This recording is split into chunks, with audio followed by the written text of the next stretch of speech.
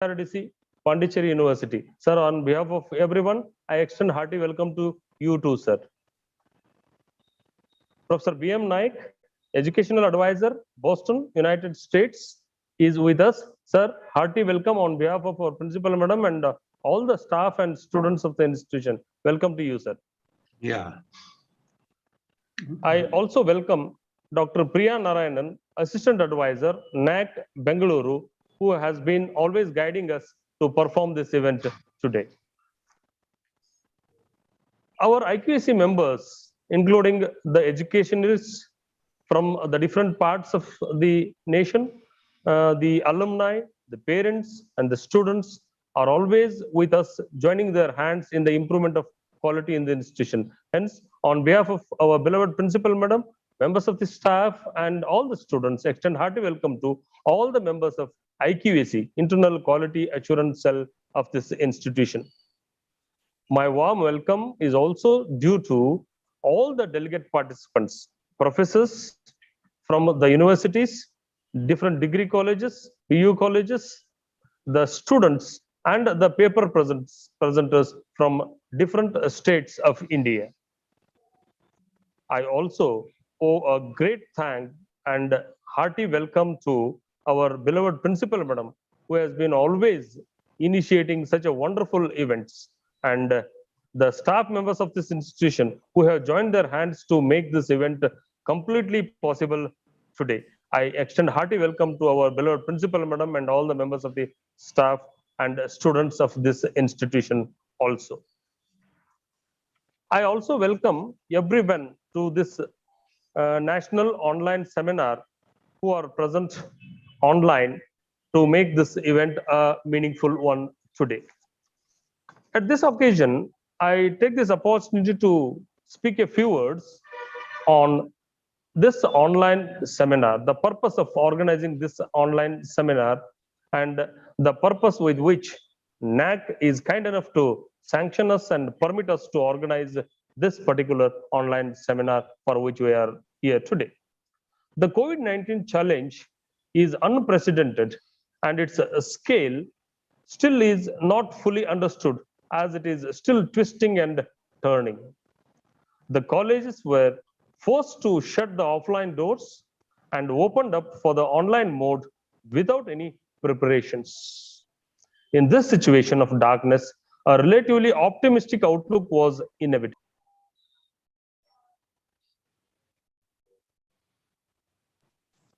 The universities and the academic institutions have to ensure quality and sustainability in teaching and learning process, considering the long-term implications.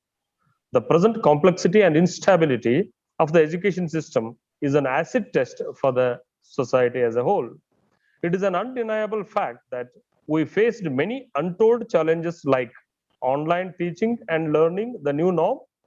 Students were out of reach, government guidelines at short notice, and many more. The dire need of the hour is to come together, discuss, share, help each other, and emerge victorious. Hence, it's time to challenge the challenge of COVID-19 with our innovative methods of teaching and learning.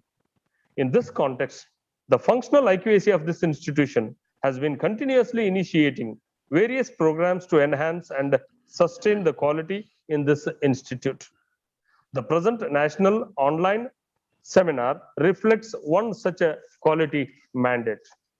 Lastly, I end the information about this seminar by saying quality is not any single thing, but an aura, an atmosphere, an overpowering feeling that the institution is performing everything with excellence. With this few words of information, I would like to thank everyone for giving me this opportunity, and over to you, Ms. Neelalochana. Thank you, everyone. Thank you, sir, for the wonderful information and introducing our today's seminar. Before starting the program, it's my pleasure to introduce our today's chief guest, Professor K.R.S. Sambashiva Rao, sir. He is the Vice Chancellor of Mizoram University, and he has completed his education PG Diploma in Computer Application from Madurai Kamraj University, PG Certificate Course in Statistics, Acharya Nagarjun University, MA Sociology, Annamalai University, MBA Clinical Research from and Pharmacy, IMST Bengaluru, MS Information Technology, Acharya Nagarjun University, PhD Zoology, SV University, Tirupati, PhD Pharmaceutical Sciences, Andhra University, Vishakhapatnam, DSc Biotechnology, Barampur University. He has more than 251 research publications and 6 patents filed and more than 9,775 citations as a Google Scholar. He has more than 40 years of research experience and 32 years of teaching experience. And he has guided 25 PhDs and 20 MPhils. We are honored to have you, sir. Without wasting much of our time, I would like to hand over you the mic.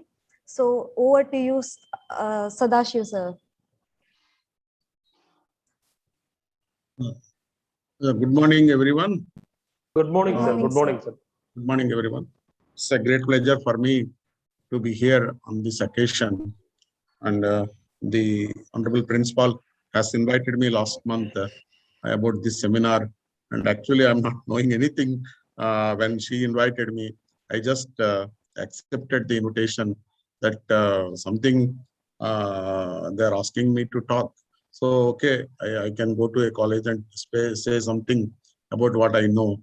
So like that, I accepted, and later on I came to know about the topic and other things after everything is been sent by them.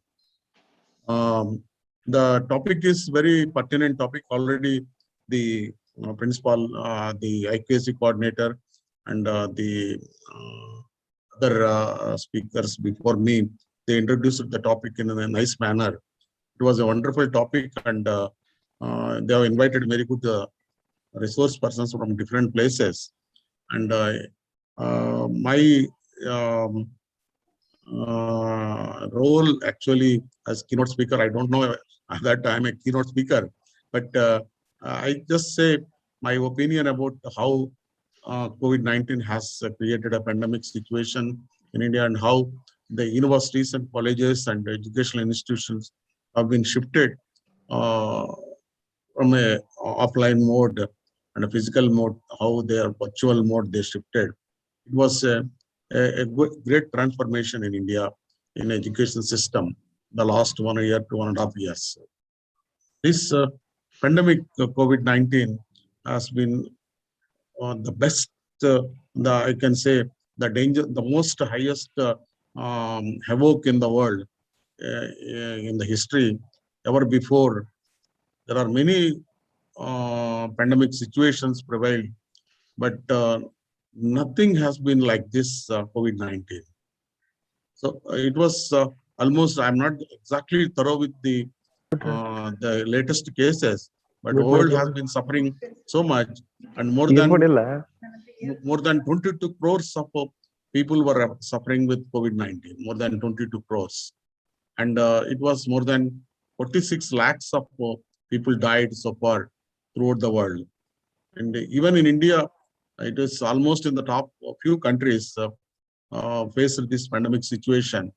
India has been one of the country has been really been suffering the second wave of COVID, and luckily with the grace of God, it has been really been able to control to a reasonable level.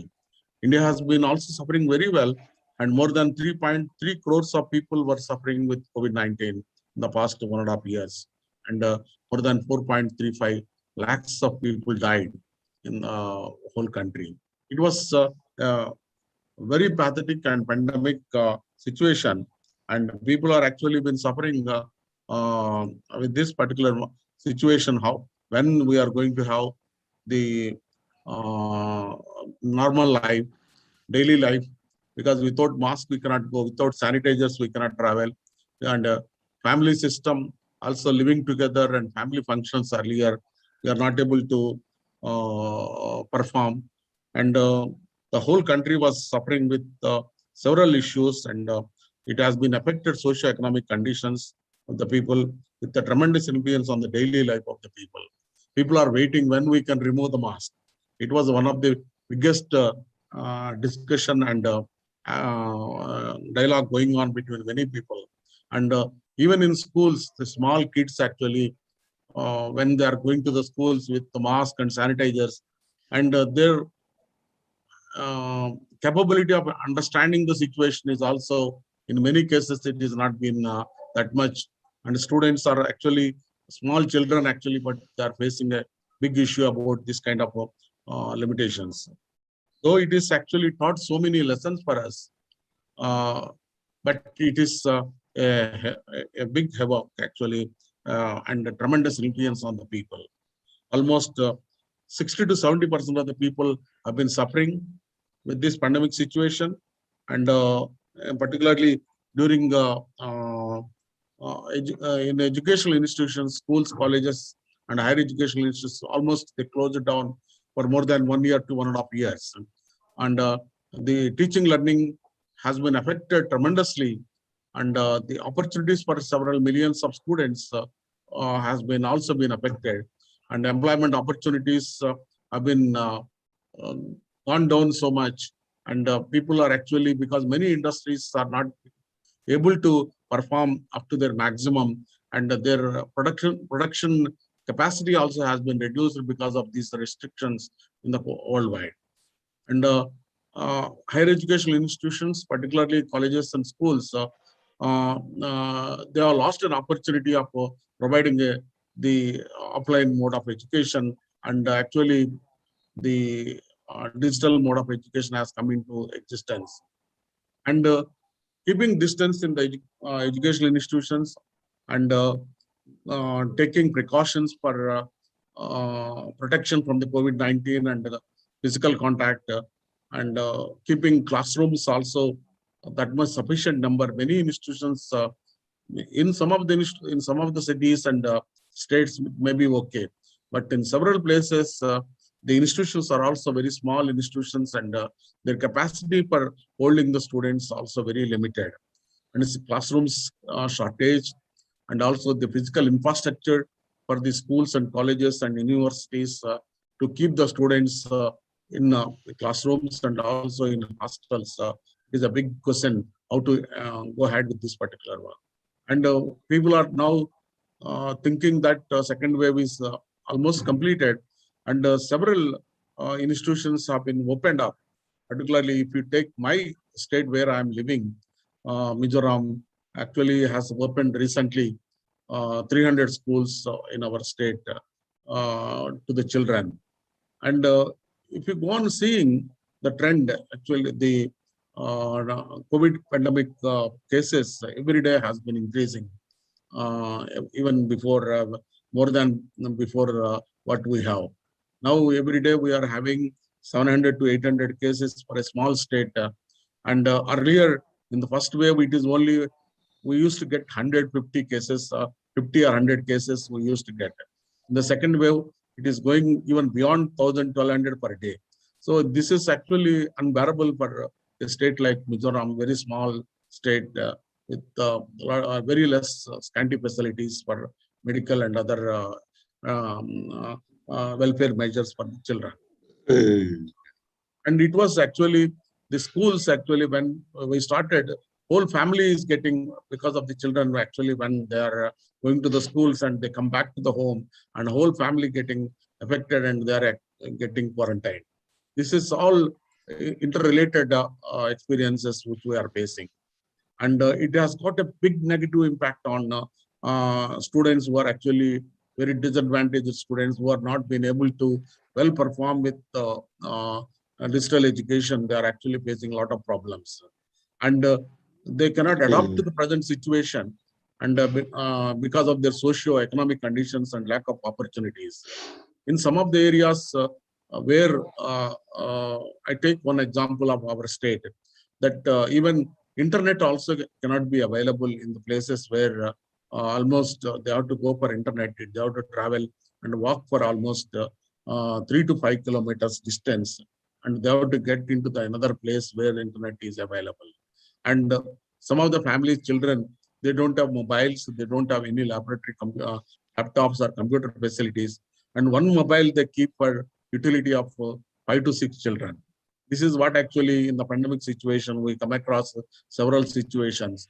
And because we could not stop anything and we have continued our education online, and immediately we have been shifted in the last year, April itself, into online mode of education. And we have been implementing online digital mode of education to the children. And this actually not been able to be coped up with many people, many students. And we have seen several instances that 5, 6 people in a particular place, they used to assemble at one place and they used to listen the classes. This is the kind of situation in the rural areas, because that shows the interest of the students to learn something, and gathering at one mobile, which is actually belongs to their father. And because they don't have any mobile, they don't have any laptop, they don't have any tabs or anything, and they have to adjust with the situation and listen to the classes. And when it is one angle of teaching mode, actually how they are suffering. And when we went to second angle, that when we have conducted examinations, they were actually not able to get internet even at a place where they are traveling to 3 to 5 kilometers. But it was a wonderful activity that the NGOs in our place, they have realized the problems being faced by the students. And in every village, the NGOs has established internet, computer centers at different places by the NGOs. And they themselves helped the children to come and write the examinations at various places. This is a wonderful activity which they have conducted and helped the children to cope up the situation and also to complete their examinations in high schools and colleges and university examinations. And I'm very proud to say that ours is one of the pioneer university and also pioneer state. When no other institution in the country has started online classes and online examinations and completed admissions and academic instruction, everything through online. And for the second wave, particularly, we are now in lockdown since 6 months. No other state is locked down for 6 months in any state. Actually, we are now still in lockdown for the past 6 months. And that shows how severity of the COVID-19 has caused to our Mizoram state. But even then, we have completed examinations and classes, instruction and everything. And we have completed admissions also for the next 2021-22 academic year. And the new batch of students also has been started classes online. And the main problem we are facing is the students are not able to come to the physical mode of class. Virtual learning actually is not been adjusted several students. And the virtual learning also is undergoing transformation day by day and month by month. It is one of the fastest situation, that is transformation of the educational mode in the past few months. And earlier we used to say that the teachers and students are actually not being adjusted with the classes which are being handled here. And they were actually been suffering with classes and that is lack of classes, but who are not knowing about the situations.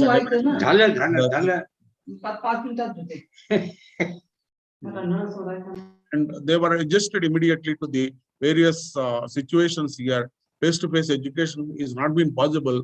So the handbooks and textbooks are not been available, and only video and audio lectures and the online lectures actually they have been exposed, and electronic information and resources are now available. And Government of India also has provided several electronic resources for the children to through various resources, and free electronic resources are provided by various companies. Even remote access textbooks and information also being provided to many universities, colleges, and schools. And library books are also available with remote access to the various institutions. And students are adjusting to the situation, and they are being able to understand. Before, if you just take this 20 years before, or even 10 years before, you can say that the acceptance of this online digital mode of education is only 12% in the whole world. But now, whole world actually accepting this digital mode of education, 100% they are accepting. But only thing is the people has to understand the digital education is just not by the Zoom or any other Google Meet or any other one. Actually, the virtual mode, how this teacher is demonstrating in the classroom, that is to be recorded and that is to be telecasted. And the method of recording should be changed.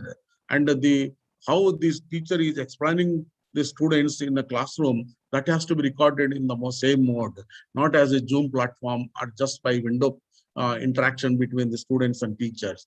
And that virtual learning should have been implemented, and that real online education can enjoy, the children can enjoy the real online education. And very important that uh, the students who are actually been studying science and engineering and medical and other professional courses, they are not been exposed for practicals which actually been being performed virtual mode. This is what actually during the break time, when we had relaxation time for the total COVID control after the first wave to second wave, we asked all the students to come to the institution, and we have conducted the practicals only, not the theory mode. And actually we have conducted and completed them, all the practicals in that particular.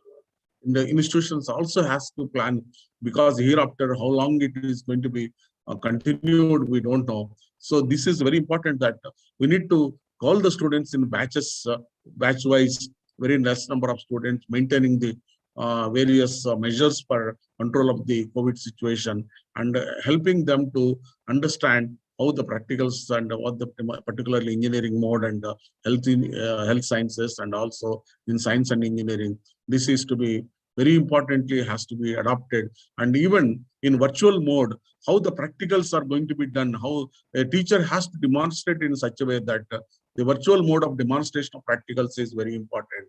And this is actually, and every institution now adopting this and slowly transforming them, just not by simply Zoom platform or Google Meet or any other meet, and by just not only theoretical background, they are even virtually demonstrating the practicals which are actually been to the students in science and engineering and other branches.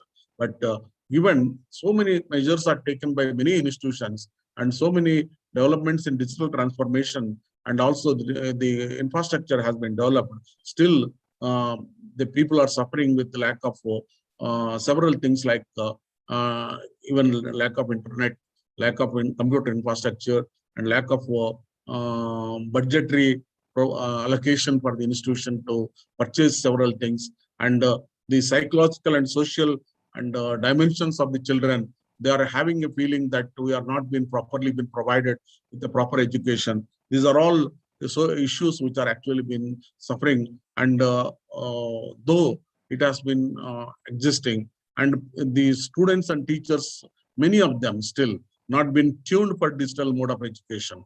And lack of digital infrastructure also, and acquaintance with the digital infrastructure is also one issue. And the conducting laboratory courses through virtual mode is also one issue for many institutions. And because these challenges has to be addressed by the government and also by the various schools and colleges, it may take some years or some months to tune for this particular situation. And the infrastructure development in a particular institution also may take some time. And this may take some time, and the students also has to suffer certain situation. And the most important thing is the global mobility of students has been affected. Global mobility means, I mean to say that the students who wanted to go for higher education to Europe and America and even many other countries, neighboring countries, where the good infrastructure and the employment opportunities are available, a good number of students used to go to those countries. But the global mobility has been curtailed now, and a lot of opportunities for students are been getting curtailed, and they are not able to go to different places, and employment opportunities are also being curtailed, and a lot of problems, interrelated problems are popping up because of this particular situation. And all this has to be addressed slowly in a different manner. That and the most important that is that the government also should address these things actually, for providing students an opportunity how they can become oriented or application oriented or job oriented training at the institution where they are studying, and at the rural areas how the education can be provided. This is actually has to be thought, and this is has to be discussed by in a large platforms, and also the various schools and colleges, higher educational institutions has to be set up this particular situation, and this particular if things are addressed, that will be going to be one of the best boom for the children in a particular digital era.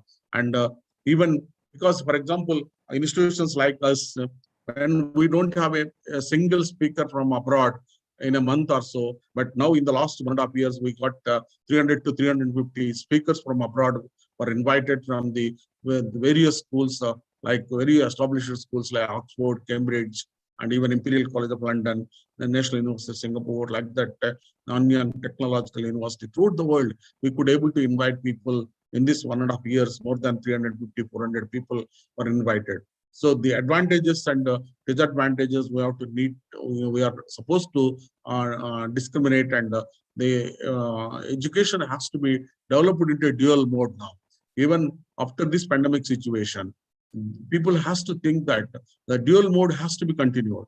Offline mode has to be continued for physical practicals and classes, and this online mode also has to be continued for the wonderful developments of the digital transformation in our system. And I hope that the pandemic situation is going to be controlled, because whole world actually getting prepared for this control of situation. Even third wave also coming, the government of India and all the state governments are already getting ready for controlling this situation. And when the second wave started, everybody thought that India is going to suffer like anything, including many countries. Actually, they criticized about the India's approach, but finally they realized that India could be able to manage even that kind of havoc situation. So India has proved itself, its ability. So we are sure that even third wave comes, India could be able to definitely control the situation. And children, though it is a temporary situation for 6 months, 1 year, 2 years, they might be suffering a little bit because of the lack of offline virtual mode of classes, particularly practicals. This situation will be definitely wiped out, and very soon we will be coming into normal mode of education. But the dual mode of education will be continued forever, because that has given a lot of advantages. So with these few remarks, I thank you very much, Principal Madam and other people, for giving me an opportunity to interact with all of you. I can speak a little more, but the time is the very important paucity. So I'm closing down my message here. Thank you very much. Thank you very Thank much, you, sir. sir. Thank you. Thank you, sir. I think sir has covered many aspects in a very short time. Thank you, Sambashir Rao, sir. Well, there will be 3 technical sessions, and the first session will be handled by Professor Panchramlingam sir, and the technical session 2 will be handled by BM Nayak sir, and the third session will be handled by Dr. Priya Narayanan madam. It is my pleasure to introduce Dr. Panchramlingam sir. Sir is a director, HRDC Pondicherry University. He is a reader in UGC academic staff, College of the Pondicherry University, Pondicherry. He had 3 postgraduate degrees, MA in psychology, MA in education, and MA in political science. MPhil and PhD research in educational counseling psychology at Annamalai University. He had his undergraduate in mathematics. He received diploma in pharmacy from Madurai Medical College and registered as pharmacist. His research area includes teacher education, undergraduate occupational preferences, decision making, mental health in education counseling, psychology, career counseling, integral education, yoga, and Indian psychology. He received twice Carl Cattrall Award from International School Psychology Association USA. He visited Malta to present a paper in the 31st International Conference of ISPA in July 2019. 2009 and Dublin in July 2010. He visited London and Paris in July 2009. It's a pleasure to have you, sir. Now, let us start with the first technical session. So, over to you, sir. Thank you very much, ma'am, for introducing nicely to this virtual forum. First, I would like to thank the principal, Dr. Uman Arli, for inviting me to address this gathering. And also, I thank Dr. Subhash Emi, the coordinator of the ICAQ, for this KSL College. And I thank our learned Vice Chancellor, Professor KRS Rao, and the learned resource person, Professor BM Naik, and other learned colleagues, those who are participating in this particular event. I'm very happy that this is being organized by this renowned college from Hubli to make aware of this present scenario, as our esteemed Vice Chancellor has pointed out. Many of the issues, particularly with reference to the COVID-19 pandemic scenario, how we teachers and students to cope up and meet the challenges and opportunities for this particular pandemic situation.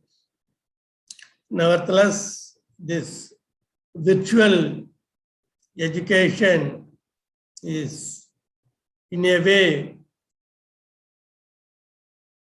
very challenging as far as the students and teachers are concerned. When the process was started in 2020 April, all our colleagues thought that this is very easy. If you send a link, immediately they will simply say, send the link. If you are sending the link, then they will ask, send the feedback form. Wherever possible, you can put excellent. Then they will ask, send the certificate. They are thinking that this online virtual education is giving a link and providing the feedback form and issuing the certificate. Leaving out what they are going to learn and what they have learned. These are all a challenging issue. Sitting in front of the radiated screen 2 hours together to learn. This is very challenging. We are all aware that when we are using this teaching learning process, this retention as well as listening capacity of a student is not more than 20 to 25 minutes. In the same way, the recent studies telling that when we are seeing it, it is for the physical classroom is for the half an hour. When coming to the virtual classroom, this retention capacity goes to less than 10 minutes. That means we are not capable of listening hours together in the virtual mode. That is the reason our principal efficiently thought of it. Each session is for only half an hour. Then only the participants may grasp something. They will have the retention, and at least they can, recollect some of the important issues, how they can make use in their future endeavors. In this juncture, I just like to emphasize this new education policy 2020, how this policy is permitting at the higher level teachers, say for the colleges and universities, to make use of this awareness and opportunities to frame their curriculum. Just for an example, how we are going to design this as a paradigm shift on board with our college and university curriculum. Earlier on, we used to stick on a curriculum, whatever the subject is concerned, that we will go for 3 years or 2 years, whatever the case may be. Now a flexible arrangement has been introduced. Immediately after the school education is over, a student can join in the higher education. Let him go as long as he desires for 5 years. Suppose he is joining the higher education course, any program for this matter, the first year, after completion of the first year, if he may not able to move forward, then you can simply issue the certificate and happily send them out. Suppose the student studies 2 years, then he may not able to continue for the 3rd year and onwards. Then for this 2 years, you can happily give the diploma to go away. Suppose a student is completing 3 years, then happily let him receive a bachelor's degree and leave the higher education. Likewise, for the 4th year, if he completes 4 years of higher education, then he is permitted to get undergraduate honors, whether it is BA honors or BSc honors, whatever the case may be, let them enjoy with honors and leave. If he completes all these 5 years, there comes the qualifying for PG program. In this sense, this 5-year integrated curriculum helping a student to leave at any point of time without wasting his education, he can obtain a degree. In such a way, the higher education curriculum is designed, and we are exercising from this academic year is concerned.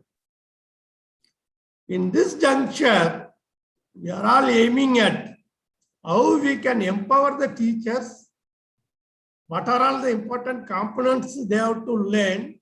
That is the reason the Government of India thought of empowering all our teachers in the higher education with national importance, such as creating identity at the national level and giving input for the teaching pedagogy, how they can teach in the classroom, likewise how they can equip their personality, how the teachers can make use of the resources.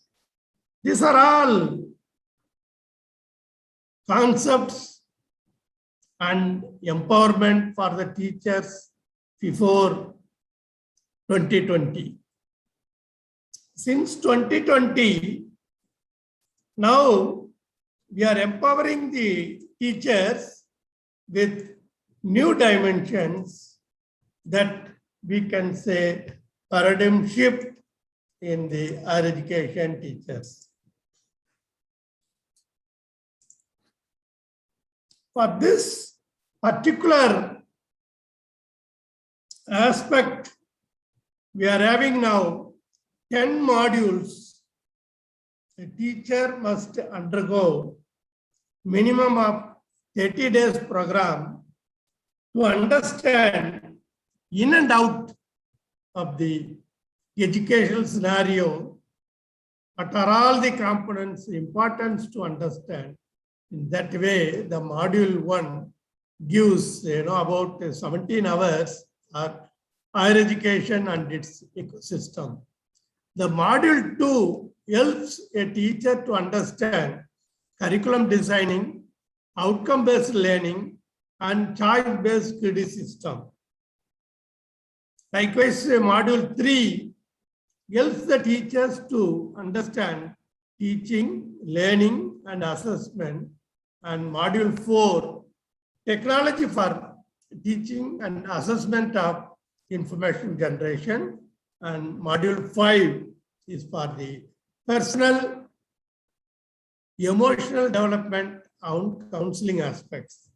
Module 6, research, professional development, and academic leadership.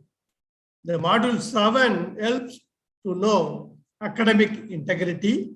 The module 8 helps for the teachers to understand the constitutional values, human rights, and fundamental duties. Likewise, module 9 helps them the sustainable development goals and environmental consciousness. The module 10 helps them the strategic planning and management. These are all the important modules each and every teacher must know as far as our country is concerned. These are all well-structured curriculum suggested by the Government of India. Throughout the nation, the teacher in higher education must know the in and out of this higher education system and how they can participate in teaching learning process. Here, this National Education Policy 2020 helps us, the teachers, to understand the scenario of the education modules and how they can familiarize themselves to allocate the credit-based transfers, and that we used to say Kafetra model of education. A student need not stick on to a particular subject. Even a language teachers may go for science subjects. The science teachers are permitted to take the subjects in arts or social sciences, whatever the case may be. That flexibility is allowed in the higher education system, so that the students, those who are comfortable in any language, any subject, they can opt and complete and receive their degrees.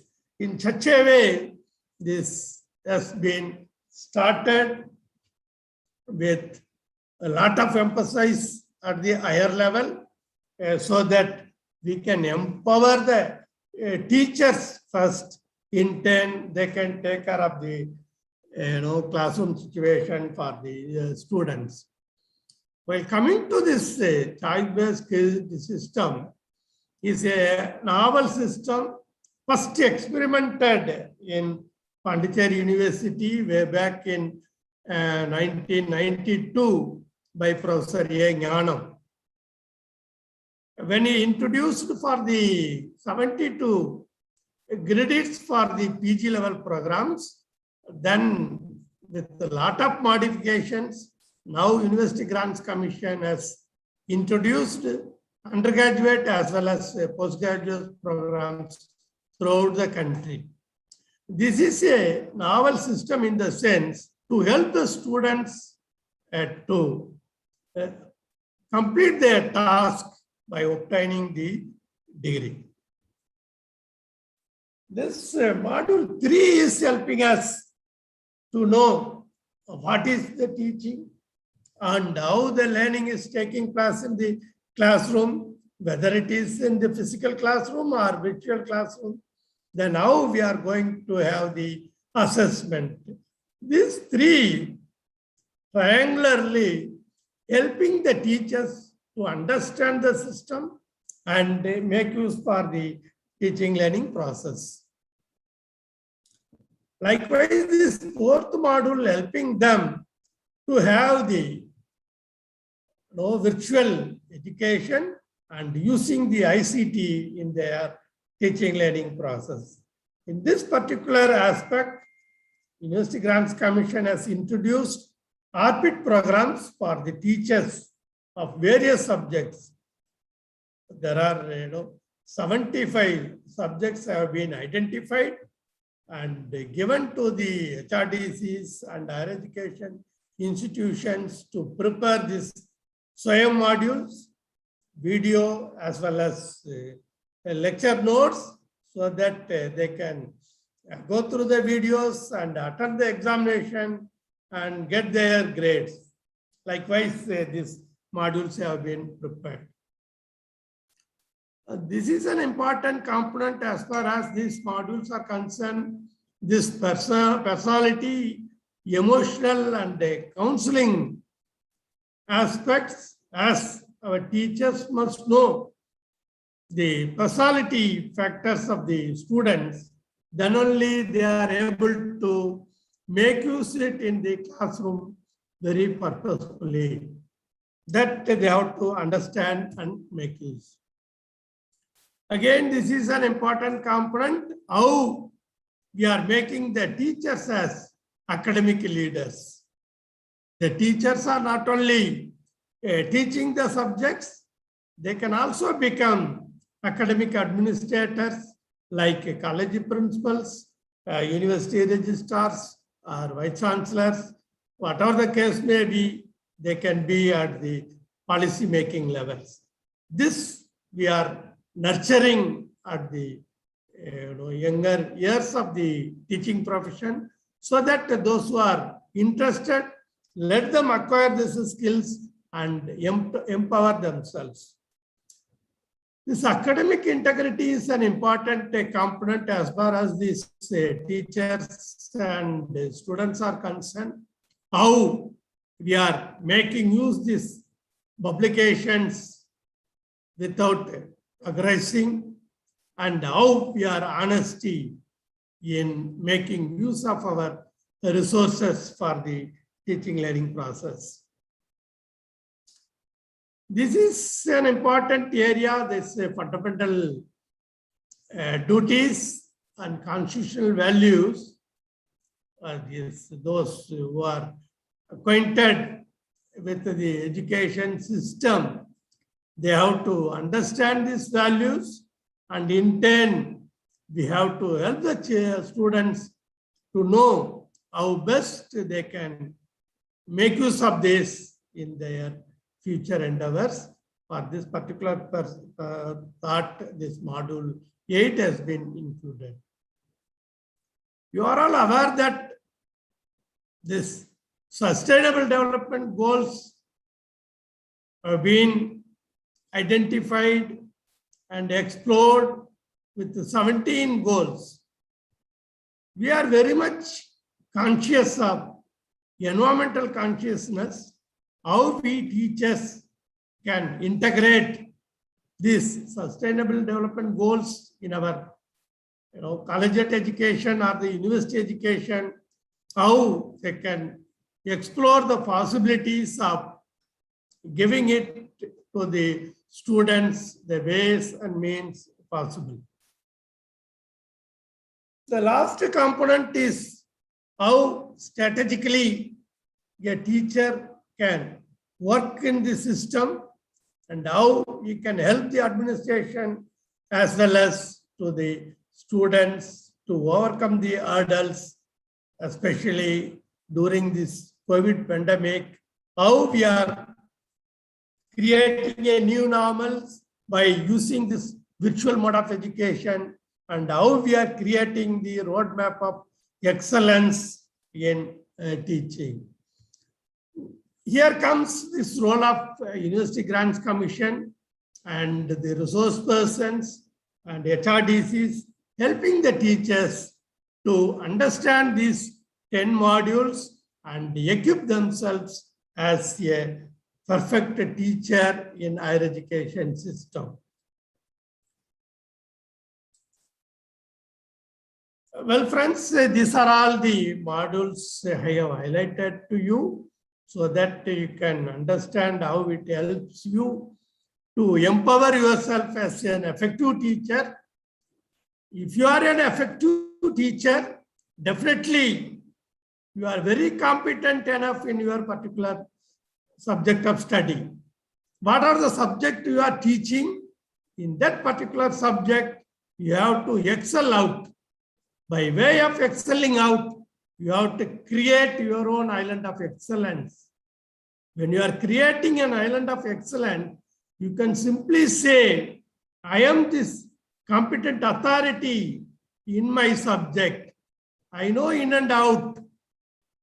That clarity, if you have, then automatically you are able to inspire the students of your subject. That's why Sri Aurobindo says, we as a teacher, nothing to teach, but we can inspire, we can facilitate, we can guide. If you inspire, then automatically the students will love and learn more and more. If you are imposing, definitely they will not approach you. Instead, you are leaving them out. With this, I am concluding my presentation. If you have anything to share, you are most welcome to ask questions and share your views for 5 minutes. Then we can move on to the next session. Thank you very much for your Thank you, sir. listening. And If anybody wish to ask any questions, please, you can pose your questions over here.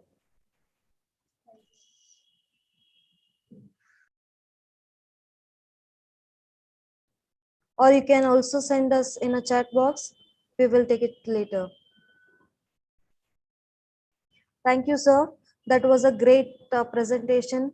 As he says, we will inspire, guide our students with all our efforts. The second session, technical session, is handled by Professor B.M. Nayak, sir.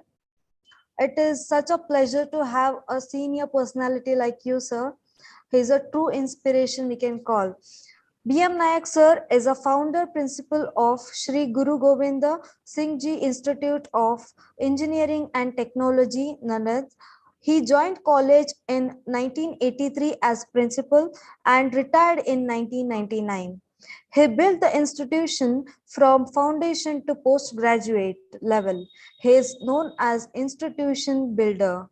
Life member of IIPA New Delhi, he is life member of ISTE, fellow of the Institute of Engineers, past chairman of ISTE Maharashtra, Goa.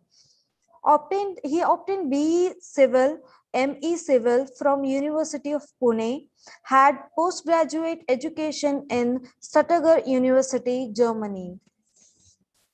He was a Chancellor's nominee in SRT University at Nanad from 1999 to 2006.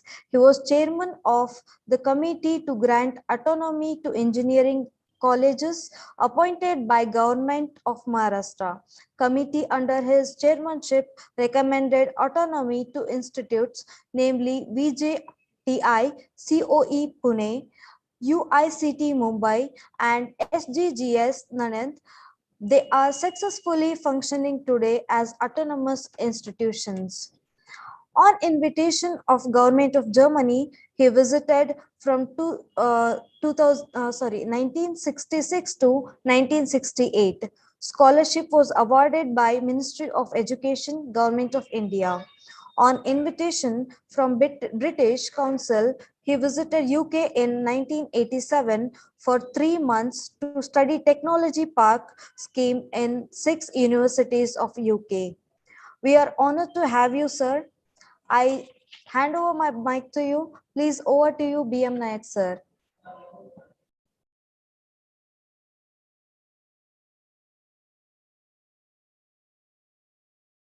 Sir, please unmute yourself, sir. Yeah. Have I unmuted? Yes, sir, yes. Yeah. Thank you very much, madam. See, at the outset, I thank the organizers, especially Dr. Ruma Nerle, for inviting me as a resource person in this seminar, one-day seminar. You have chosen, the institution has chosen a good topic. I very much appreciate. for the wisdom and vision the institution has shown. I really congratulate the institution. The theme of my presentation is relevance of quality in research and innovation and in academics with the institutions. Well, friends, research is a very important subject. Can I see the slides, madam? Can I see the first slide? Yes, sir. Just a second. Yeah. Can it be bigger? Yeah.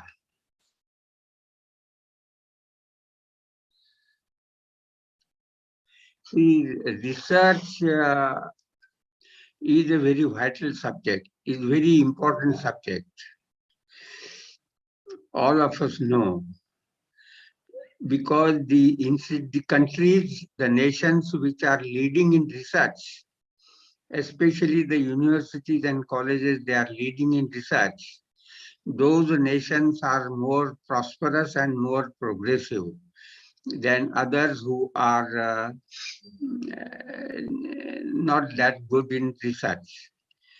India started its education program in the university in 1947. We are late starters. Doesn't matter. We have covered quite a lot so far, but in research and innovation, as on today, we are lagging far too behind the world. And therefore, I have chosen this topic of academic and research. You see, research is very vital. I will say again, I was reading an article when I was in Boston in America. The article was in a magazine, Fortune. And in this Fortune magazine, the author, who was from USA, he wrote an article that India is doing good in software, but will India ever overtake the USA in software business? The author, he studied the systems in universities and colleges in India, and he studied the systems in USA. And then he came to conclusion that Indian systems are not doing any research. Indian systems are not doing any innovation. And Indian colleges, Indian universities do not create leaders. They can create best followers. And he came to the conclusion that India will never overtake until and unless India makes up this gap and comes in line with other developed countries in research and innovation. That's very important, you see. And now, next slide, please. COVID has impacted the whole world. COVID has impacted all walks of life, and HEI is hit more in developing world. Disruption has happened in every institute in every country. Why HEIs in developing world are hit most? It is because they lack in internet facilities, they lack in educating the teachers. The colleges are not so familiar with online education. Academic and research both got a terrible setback, and today they almost stand still. How to correct future research and innovation is crucial. It is not easy, but it is a challenge to the Indian academicians, especially the professors and the students studying in the colleges, to convert this problem into an opportunity.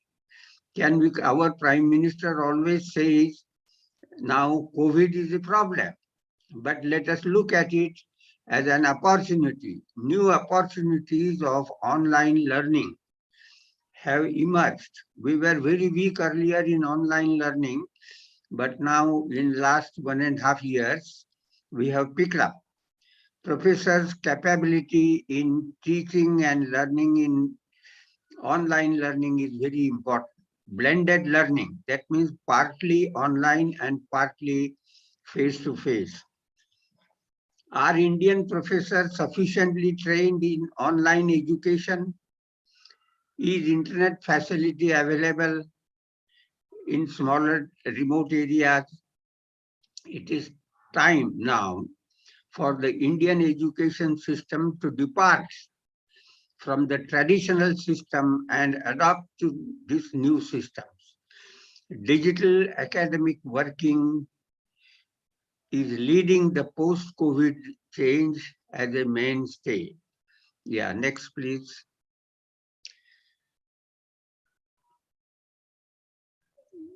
See, in COVID, do not lose sight of National Education Policy 2020. Do not lose sight of Atmanirbhar Bharat and economic revival of India. These three things, they give a force. These three things, they give energy and for corrective action. HEI in India have been all around behind the world. But now we have made up the ground quite a lot.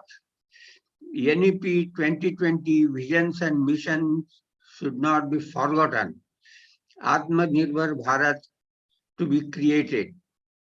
Colleges need to step up efforts with pandemic situations in various directions. For example, make changes in policies, systems and procedures, changing missions and vision. I'm happy that you have a IQAC cell already. You must be having missions and visions earlier, but now due to pandemic, you ought to revise them. You have to modernize the labs and you have to upskill the professors. You have to upskill the laboratory staff. This is very important and essential for every college. Quality sustenance should not be limited to go beyond improvement of NEP. Anyway, you get insights, force and sharp edge to succeed post-COVID in quality sustenance and further improvement. Only if you keep in view recommendations, then you are likely to revive the education systems in our colleges. Yeah, next please. Next slide please. Government world over are doing fantastic to fight COVID, not knowing when it will end. WHO says whether it will end or it will stay on permanently. In such a situation, leadership matters. The leadership, distributed leadership, converts problems into opportunities. Not only principal, not only management of the college, not only MHRD and the state government, everyone, every professor, he has to motivate and give big dreams to the students. He has to motivate and give big thoughts to the students and big imagination. Even all IITs and IIMs, every institution is affected by COVID. Education should not halt.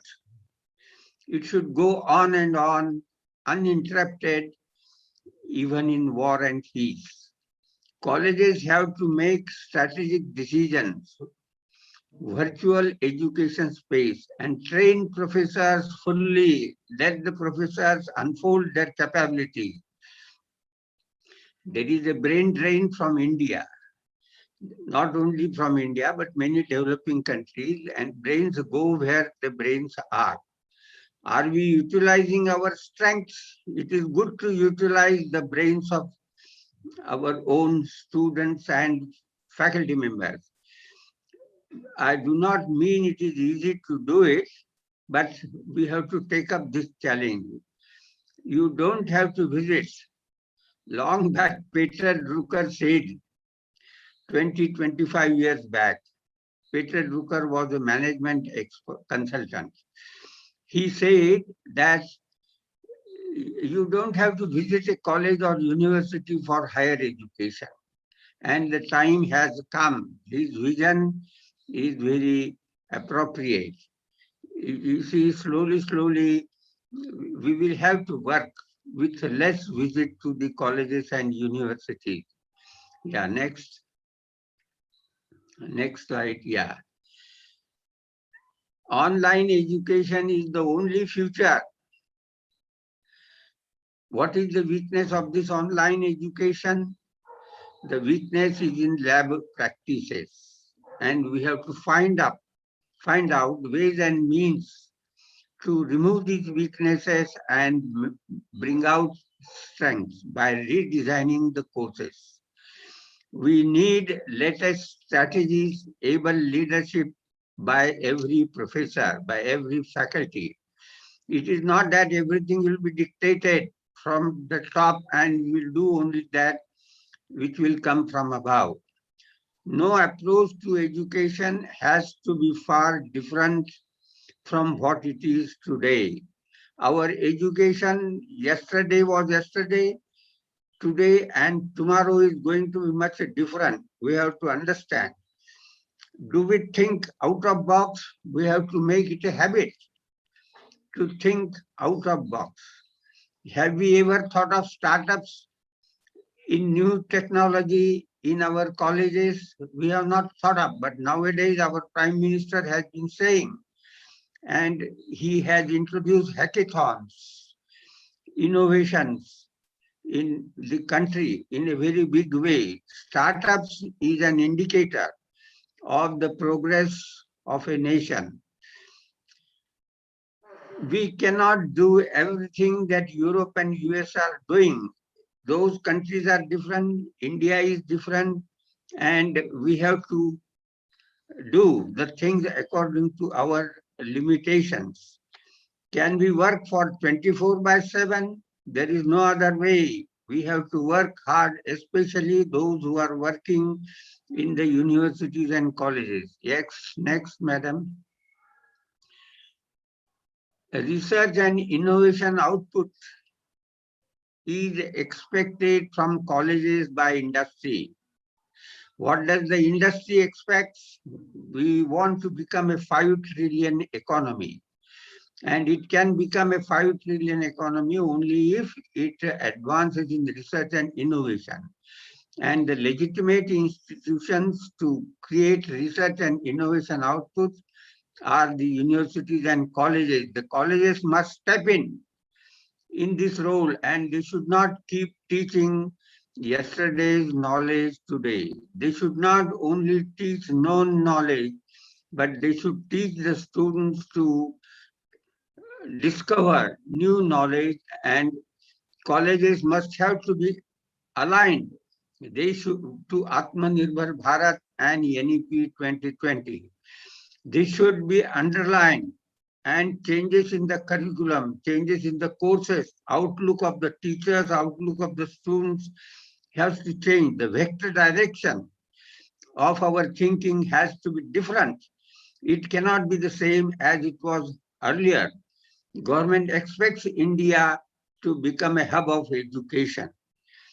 Government expects these students from other countries to come to India. Previously, in the olden days of Nalanda, the students used to come to India from foreign countries. But now our students are going abroad to foreign countries. This is and we have to get back our past glory. We have to address many questions like service conditions. Our service conditions are far too inferior as compared to the service conditions of foreign and developed countries. But the MHRD and AICT will think of modernizing and taking the service conditions of faculty and colleges equivalent to those the best in the world. Yes, next seventh. Next slide, please. Quality assurance is a very important thing, and I'm very glad this college has a quality assurance cell. And Professor Amy is leading it and is also taking an active part in organizing this conference, this seminar. The problem is not only to maintain the standards, but how to further improve. Does the college have a quality policy? If not, the college must make it and redesign it suitable to the today's situations and tomorrow's situations. The document will unite quality circles, then benchmarking, quality assurance. All these things are very familiar with the quality manual, and they must be discussed and debated very widely in an institution. We have to make a quality audit, but we have to be prepared that the things will not go according to the plan. There would be some deviations essentially. Yeah, next, madam. Should we abandon the old traditional methods? And does India need new landscape for colleges? Yes, we need a new landscape. We have to prepare a perspective plan, a new plan. What are the main outputs in this? IPR. What is IPR? Intellectual property rights, patents, empower the productivity. Today, patents and IPR are almost unknown to the colleges. But these have to become the focus. A tree gets fruits, a mango tree or any tree gets fruits, and if it does not bear fruits, then the tree is not said to be good. And that tree which gives more of mangoes is said to be a better. A college is considered better, a university is considered better, which gives more IPR and more of patents.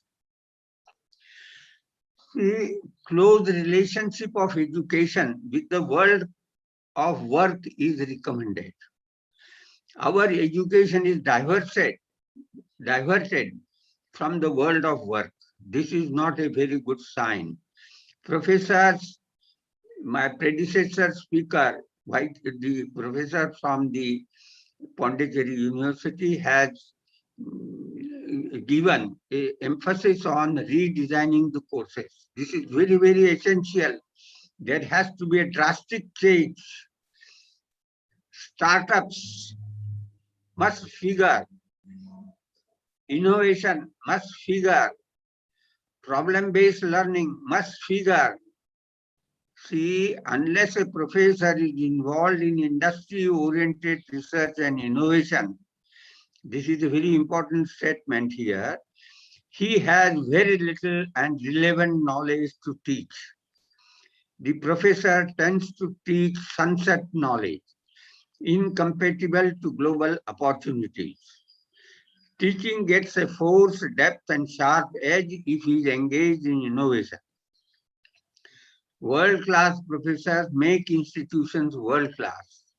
They build human capital. Many of our universities and colleges have world-class physical facilities, but the professors are not world-class. That is the main critical handicap.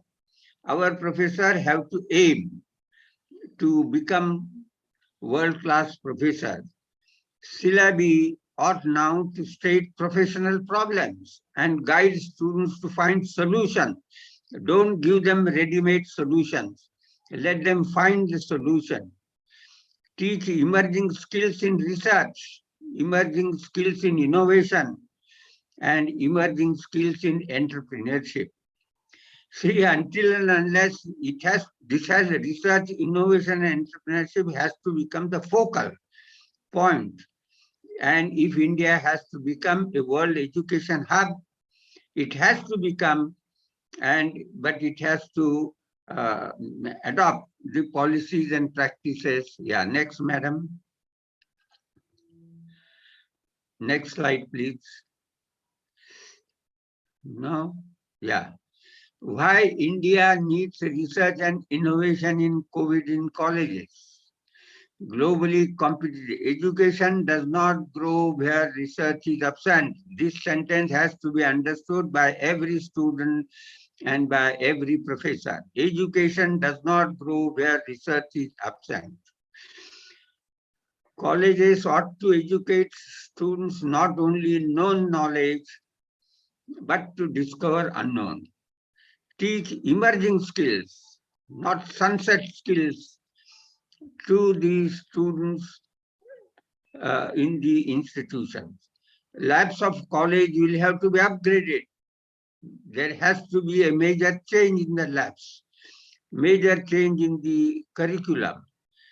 Teaching theory could be made more online. Colleges should have to earn reputation. You cannot compete without research and innovation. You can compete only with research and innovation. Research and innovation make learning joyful and interesting. This is the way youths to become more competitive and fit for the world. The students learn best by researching. They cannot learn just by memorizing, just by copying the thing. Yes, next, please. What is the innovation? Innovation is modernization. Innovation is value addition. Making value addition in the process, making value addition in the product, making value addition in the systems and procedures, in financial and all that.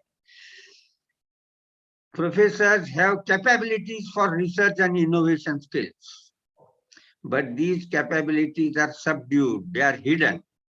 They need to be explored, nurtured, and tapped. This is the responsibility of the higher authorities, the managements at the state level, managements at the college level, that our innovation and research capabilities of the professors, which are existing, hidden, they have to be unfolded. Method of education in colleges cannot remain same as yesterday. It will have to change, and those who do not change, they will slowly go out of business. Landscape of education has to change, changing even without COVID, whether there is a COVID or there is no COVID. Innovation leads to productivity. Colleges have a great influence on increasing innovation capacity of India. If the colleges do not teach innovation, then the innovation capacity of India will remain less. Yeah, next, please. See, this is a very important statement here now. Where are the roots of unemployment? Why there is so much of unemployment, educated unemployment, uneducated employment in our country? There is a unemployment because there is insufficient innovation and insufficient entrepreneurship education in our colleges and universities. This is a major barrier. What is a major barrier? Lack of insufficient innovation and insufficient entrepreneurship. Teach innovation. Persons with innovation skills in India are in short supply. We don't have the people. And the innovations in products and processes, they come from foreign countries in India. Is the major barrier. Learning has to be innovation oriented. Learning has to be creativity and entrepreneurship oriented, so as to make Indian economy rich. Industry cannot do all the research. Remember, industry cannot do all the research.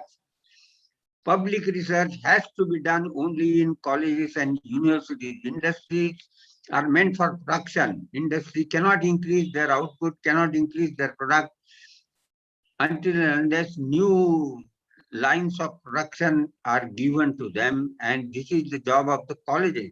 Your college is the arts and science college, does not matter. Science means you have to step into this area.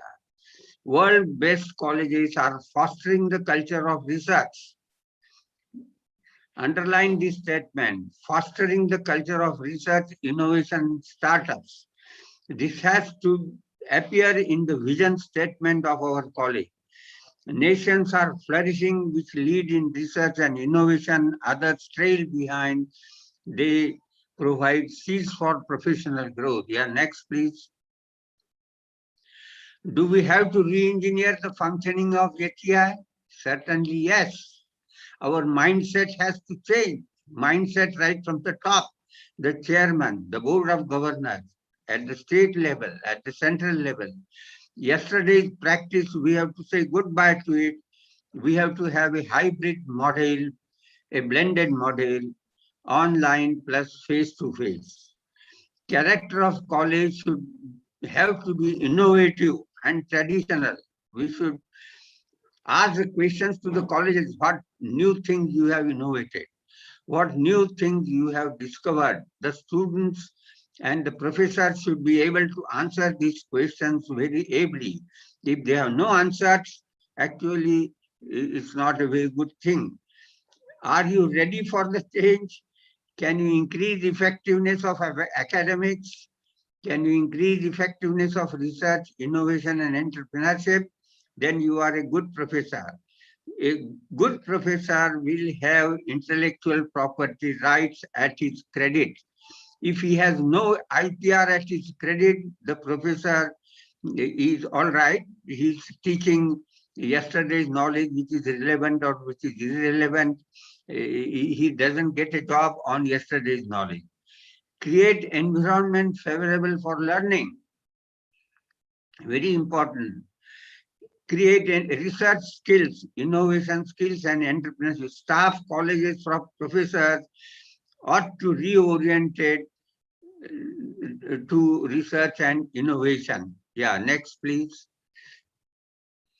Why synergy? You see now in this slide, industry have to come with the college. Similarly, the alumni have to come with the college, and we have to keep our doors open for them. Win-win game.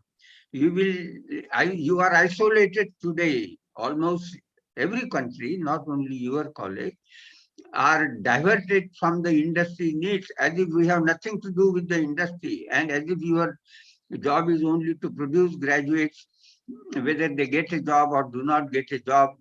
A win-win situation between industry and institute is the need of a time. An institute cannot grow to its full potential until and unless internal working of the principal and professor is supplemented by external ideas from industry and alumni. Alumni are very great stakeholders. They have great interest. Like our children want the parents to be better off. Industry wants the colleges to be better off, but we should keep our doors open. In fact, they should be involved in framing the vision statement of the college, the mission statements and working policies. See, remember this statement, a bird cannot fly with one wing. A bird cannot fly with one wing. Education is one wing, industry is another wing. Industry and education, these two wings must function in harmony with each other. An institution, industry and alumni must jointly dream. They must jointly dream, have a shared vision to grow to the world-class level. It gives economic security to India. No college has ever prospered in the world without this. An institute cannot grow to its full potential. Yeah, right, bottom. No college in the world has ever grown. Industries are at risk. India is at risk. if universities and colleges do not go hand in hand with each other. Yeah, next please. Next, madam. What is the world experience? We have to learn from the outside world. We have not to be all the while inward looking. We have to be outward looking and inward looking. We have to do the introspection, but we have to see and learn a number of things from outsiders. They are also trying to do good things. What are the good things they are trying to do? We have to emulate. You see, even today, you see, my granddaughter is studying in IIM. She is studying in IIM MBA course. From the time she has taken admission in MBA course, I find that she has become more busy. Indian experience in IIMs is good. The students are always working and working on this computer. Most of them have maintained. There are many new IIM, 2025 IIM, the old IIMs and the new ones. They have not terminated, they have not given any reduced payment to anyone. They are oriented and retrained to handle the situations ably. Labs are equipped. We have to take the role model of the IIM. Faculty management of the colleges have adjusted to problems with solution. Indian students who went foreign, many students have gone to foreign, to this university, that university, even small countries like Singapore, small countries like New Zealand, they have got world-class universities. But a big country like India doesn't have world-class universities. We don't rank even our IIT. The size of the institution does not matter. What matters is how are your links with the industry? How are you doing research and innovation? What are your vector directions? If your vector directions are improper, you may become very big like a big elephant, but you cannot run fast like a deer. See, there are many online courses. We have to step up this thing. Swayam, Zoom, Diksha, Skype, MOOC, video conferencing. Every professor should prepare his own videos in the institutions. Professors are the architects. They are the very big people. They are the sculptors of the career of young generations. They are a think tank for India. They ought to influence the policymakers in this country, the state policymakers, the education minister. We have not to be always at the receiving end. We have to always give some good things to the policymakers because they do not know this field. Empower productivity. See, incidentally, this is brain drain. We are taking foreign direct investment from foreign countries. We are inviting them. This is good, but we are permitting brain drain. Why boys are going abroad? Because our institutions are not up to the mark in the world. Why our universities and colleges ought to stand high in the world list. India wants to become a hub. India wants to become a developed country. Are we short of resources? Are we short of money? Or we are short of strategy? Well, friends, at the institution level, my personal observation is that we are short of effective strategies. So this IQAC has a responsibility to bring all the people together and have effective strategies, adopt strategies which give result. National Research Foundation has been prepared now by the National Education Policy. Foreign direct investment is allowed in our country. And very soon now, foreign universities are likely to start universities on our Indian soil. This is a very good thing.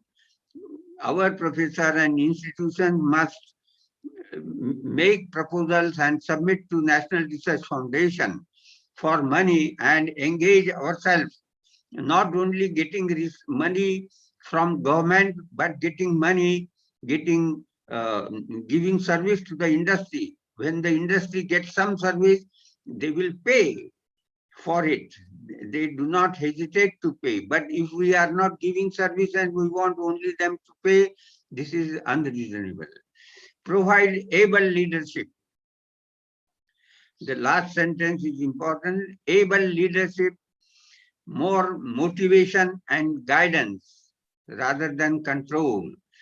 The faculty, the principal, the board of governors, motivation at the top is important so that the institutions grow to the high standard. Well, friends, thank you very much.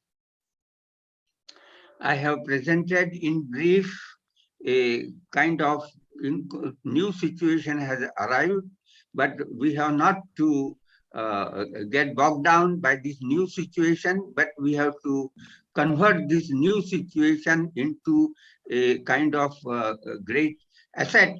We have to convert it into an opportunity. Thank you very much, Dr. Uma Nerle. Thank you, sir. You have done a good job. You have arranged this conference and you are motivating the faculty members. This is the need of the time. The professors and the students have to be put on the new vector direction. And this is possible only through such seminars and conferences. I really wish this institution a grand progress, grand success in future. Thank you. Thank Thank you. you very much, sir. Thank you. Thank you very much, sir. Thank you, sir, for your wonderful presentation. Thank you for highlighting the relevance of blended learning and digital teaching and learning. As sir said, quality sustenance should go beyond improvement as per NEP 2020 and Atmanirbhar Bharat envisions. We are honored to have you, sir. Thank you so much. Priya Narayanan, madam, has joined us now. I heartily welcome you, madam. Priya, Thank you, ma'am. you can switch on your video, madam.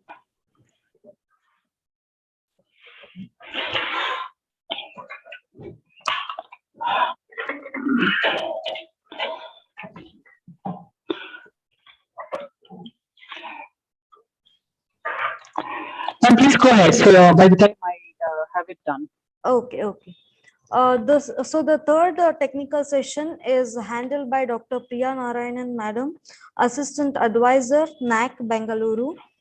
She has completed her BSc Geography from Nirmala College for Women, Bharatiya University, Coimbatore, Tamil Nadu. MSc Spatial Information Technology from Madras University, Chennai, Tamil Nadu. PhD from Bangalore University. The title was Land Transformation Due to Urban Sprawl, the Geographer's Approach Using GIS and Remote Sensing Techniques. She has won the Professor MP Iyer Young Geographer Award for the year 2005, given by National Association of Geographers India, New Delhi. She has also won the Chanakya Kautilya State Excellence Award 2006, Outstanding Excellence in Education. She was awarded Young Scientist Award for the year 2006-07 by National Environmental Science Academy, New Delhi. She was also awarded Young Scientist Award for the year 2013 by Union of Geographic Information Technologists, Bangalore. It's our pleasure to have you, madam. Before starting the third technical session, I request all the delegates to be ready with the presentation. After the third technical session, you are going to present your presentations. Over to you, madam. Thank you very much, ma'am, for your lovely introduction. And I consider indeed it's a pleasure to connect with you all through this forum, and pleasure to talk about this issue, which is a burning and more pertinent issue. And the previous speaker has appropriately handed over the baton to me while stating that ಈ situation ಅನ್ನ ನಾವು ಒಂದು block ಆಗಿ ತಗೋಬಾರ್ದು, but ಒಂದು opportunity ಆಗಿ ತಗೋಬೇಕು ಅಂತ. That's absolutely is what that I am going to talk about in this particular session. So COVID ಬಂತು 2020 ಮಾರ್ಚ್ ಅಲ್ಲಿ, ಆವಾಗಿಂದ ನಾವು ಮನೆಯಿಂದಾನೇ ಕೆಲಸ ಮಾಡ್ತಾ ಇದೀವಿ. So I hope I can talk in Kannada. There's no problem. Madam, as it is a national seminar, there are delegates from different states. I see. Okay, no problem. Yeah. So there are so COVID-19 pandemic hit our country from March 2020 last year onwards. We are all completely on the lifestyles of people and the way how we operate, the way how we function has undergone a very drastic change. Now, while looking into that, let me say that this entire presentation, whatever I'm going to express, is completely my personal views, and it is not any research or anything as such that I'm trying to present to you. It's only my opinions. Now, I feel that our education system only reacts to situation and does not respond to situation. Now, let me ask you a question. As my previous speaker also appropriately said, you have so many learning platforms like that of MOOCs, Swayam, the NTPL, and various other platforms that already existed earlier, even before the pandemic. But today, how much we are using the internet-based platforms for learning? Did we use it ever before? Then let us ask this question: who led to this digital transformation of education in India? Is it the UGC? Is it the MHRD? Or is it the COVID-19? And I would, without thinking, or even if I think, I would say thanks to COVID-19. Otherwise, this much of digital transformation would have not happened, connecting you and me over a distance of 100 kilometers. I sitting here at Bangalore, you are listening the lecture, because this has never happened in this scale earlier before. So we react to the situation. We were not prepared for a transformation earlier, but at least we are adaptable to the situation to accept change and promote change. Now, why do we need change? Why do we need change, especially in higher education system? Now, we say higher education is the best laboratory of social change. So if you want to bring any kind of change in the society, any kind of transformation in the society, the first thing that you should try to do is that bring those values into the education system, especially the higher education system. You will see the society slowly and steadily transferring. Now, why we are looking at this particular juncture so closely onto higher education is because the demography of our country very clearly states that we are one of the country, or the second largest country, or mostly we are progressing towards the first largest country with the greatest number of population, having the younger population who are there from school to college. Now, which means we are set to step into what is called as demographic dividend, which means that we soon will be the country who will have the highest youth population working for our country. Thereby, this is going to become a very good epoch in the entire history of our country, wherein this particular golden period need to be reaped appropriately. So wherever the changes need to be, wherever the gaps that needs to be fixed, it is only through education, and more importantly, a higher education that enables very good employment for that matter. Now, concentrating to the situation of today that we are in, did we not face this kind of situation earlier? Or did we not have disturbances in our classes earlier that should we have to think about, or should we really have to worry about what situation do we have today? Now, if you take India as a whole, or in terms of geographical units, we will understand that the floods in Assam, or the earthquakes, or natural disturbances in northeastern region, or in terms of political disturbances in somewhere here and there, have led us displaced for months, at least weeks, that we were not able to open our education institutions. But we never thought, nation as a whole, to address this problem, that what would happen for any reason that our classes being hung, that we are not able to attend to our classes physically, then what is the alternative? We really did not think about that. Maybe sitting at a different place, we saw, oh my God, there was an earthquake there. Ayo, Papa. So this much only we were doing. We were not thinking about what would happen if suppose I have such kind of a problem in my locality, wherein my institution will not be able to open, how I switch over. So this was never thought about. Now, when the pandemic hit, in Twitter, I saw this message. If students are happy and about a deadly virus closing their college, then maybe the colleges should rethink their education system, because that's what happened when we could not have classes. Even now, we are struggling to bring back the students back to the physical classroom. When they are happy sitting at home or learning at home, or there are other situations due to which they are not able to come, or they are convinced with your online classes, then rethink twice that what is that better thing that you're going to give when they come back to the classroom as a physical class. What is that difference that you're going to make? So post COVID, we cannot let our watch guard down. We really need to be careful because the virus is not wiped out from the globe yet. So it can reoccur. There can be, many waves. That's what they are predicting, and this is not something that's going to just go away within the near coming future. The future is quite uncertain. Social distancing, sanitizing, mask, etc. All this, precautionary measures is going to continue. Then how are we going to open our classrooms? How are we going to open our learning atmosphere back to normalcy? Is only through a graded opening, which many institutions are yet mulling to do that. And there could be batches, there could be alternate classes. All that thing is going to be, debated on.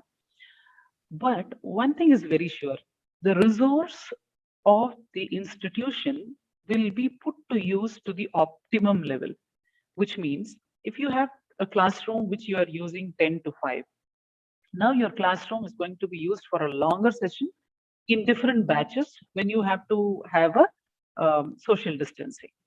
Now, what is the scarce resource here?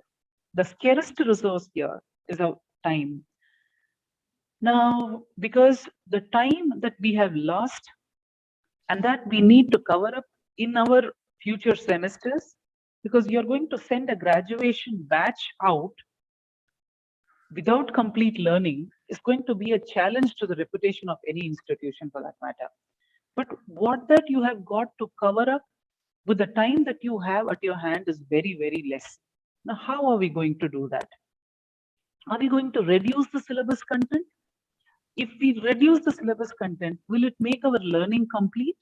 So how are we going to manage it while compressing the syllabus? Because that should suit the semester time that you have given, because the effectivity of the class that we take during the online class is not that equal to that of a offline class due to many technical glitches or the way how we are used to conduct the classes for that matter. So then how are we going to make the system complete or the learning complete with these constraints is few questions that are there right in front of us. Now, we should have an ideal curriculum planning for this when we have to address all these questions. Now, we have to have just not effective, but highly effective curriculum planning. Now, we have to take into consideration of the nature of subject. We need to sequence the activities. We need quality teacher explanations. We need activities for practice. Now, we need spaced interleaving of one topic to the another topic. We should give extra reading materials to the students.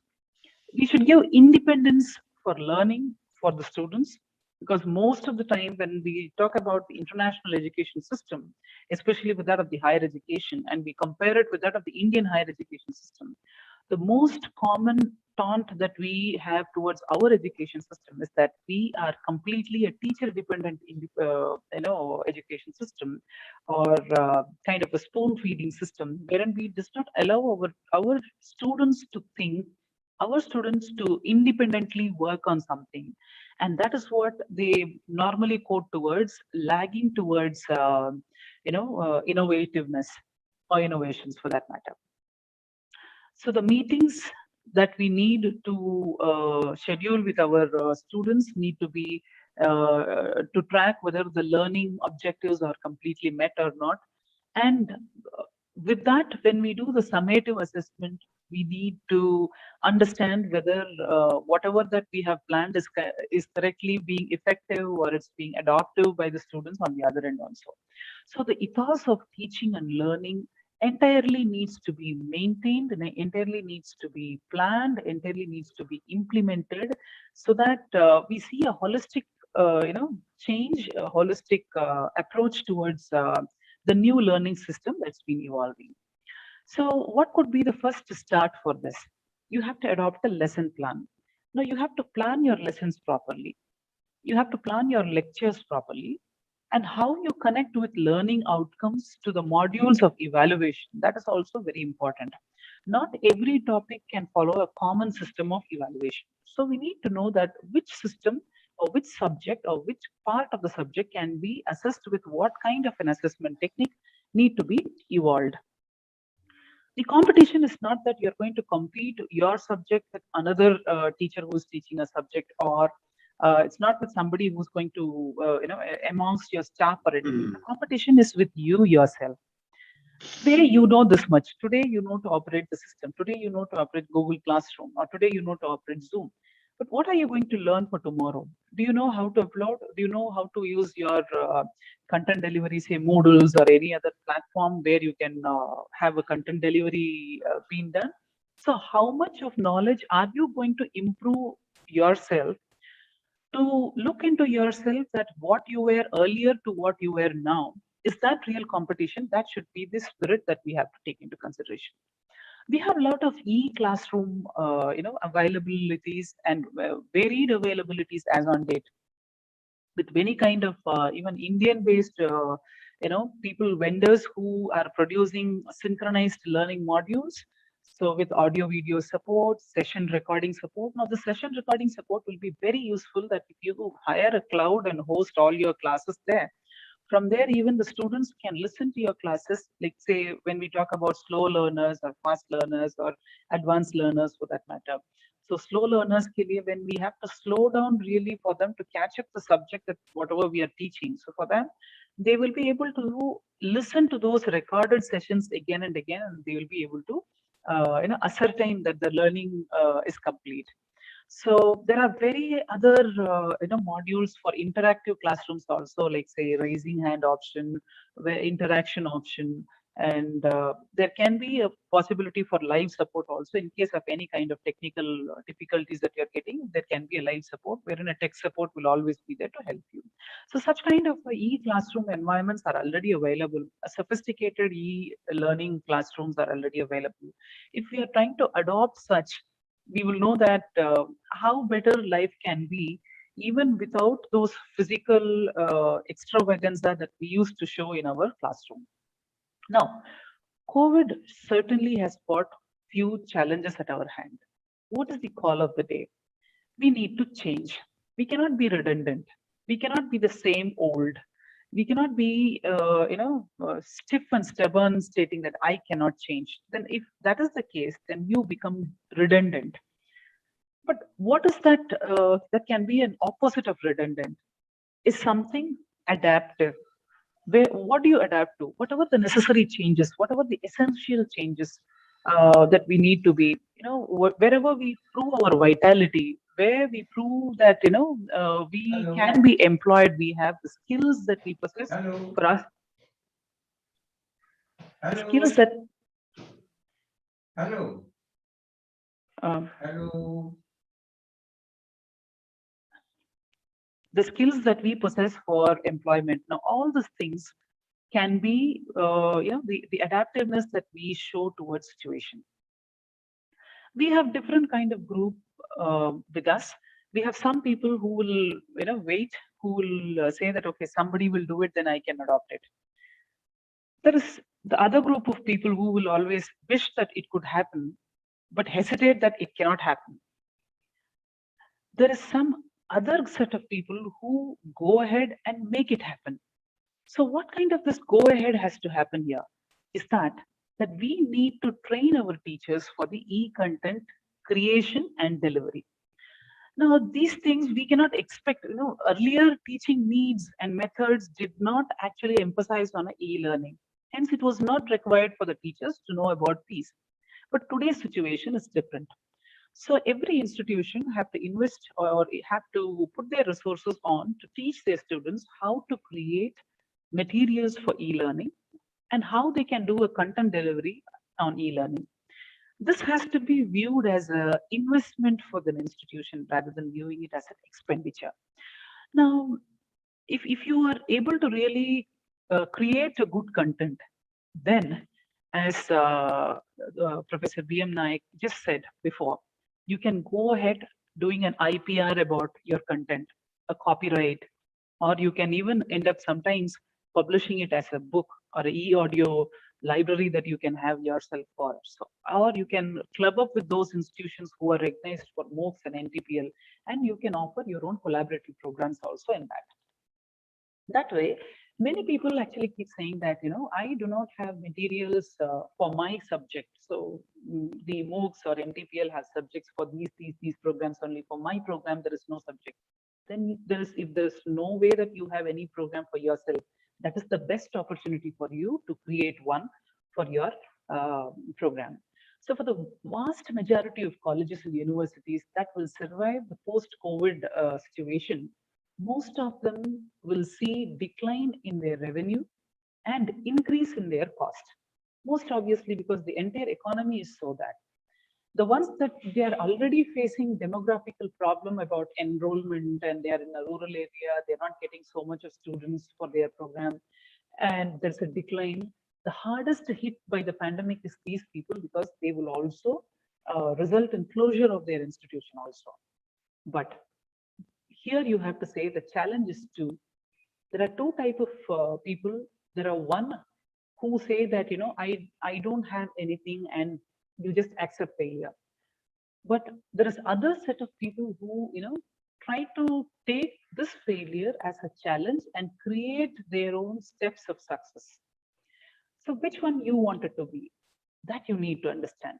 But this cannot happen without the support of the institutional leaders that you have, your management or whoever it is, your boss or your reportee. We are not looking here for an achievement, but we are looking here for an upliftment. So it's important that you do not criticize the abilities, but you have to enable the abilities of your faculty members. That is very much important here.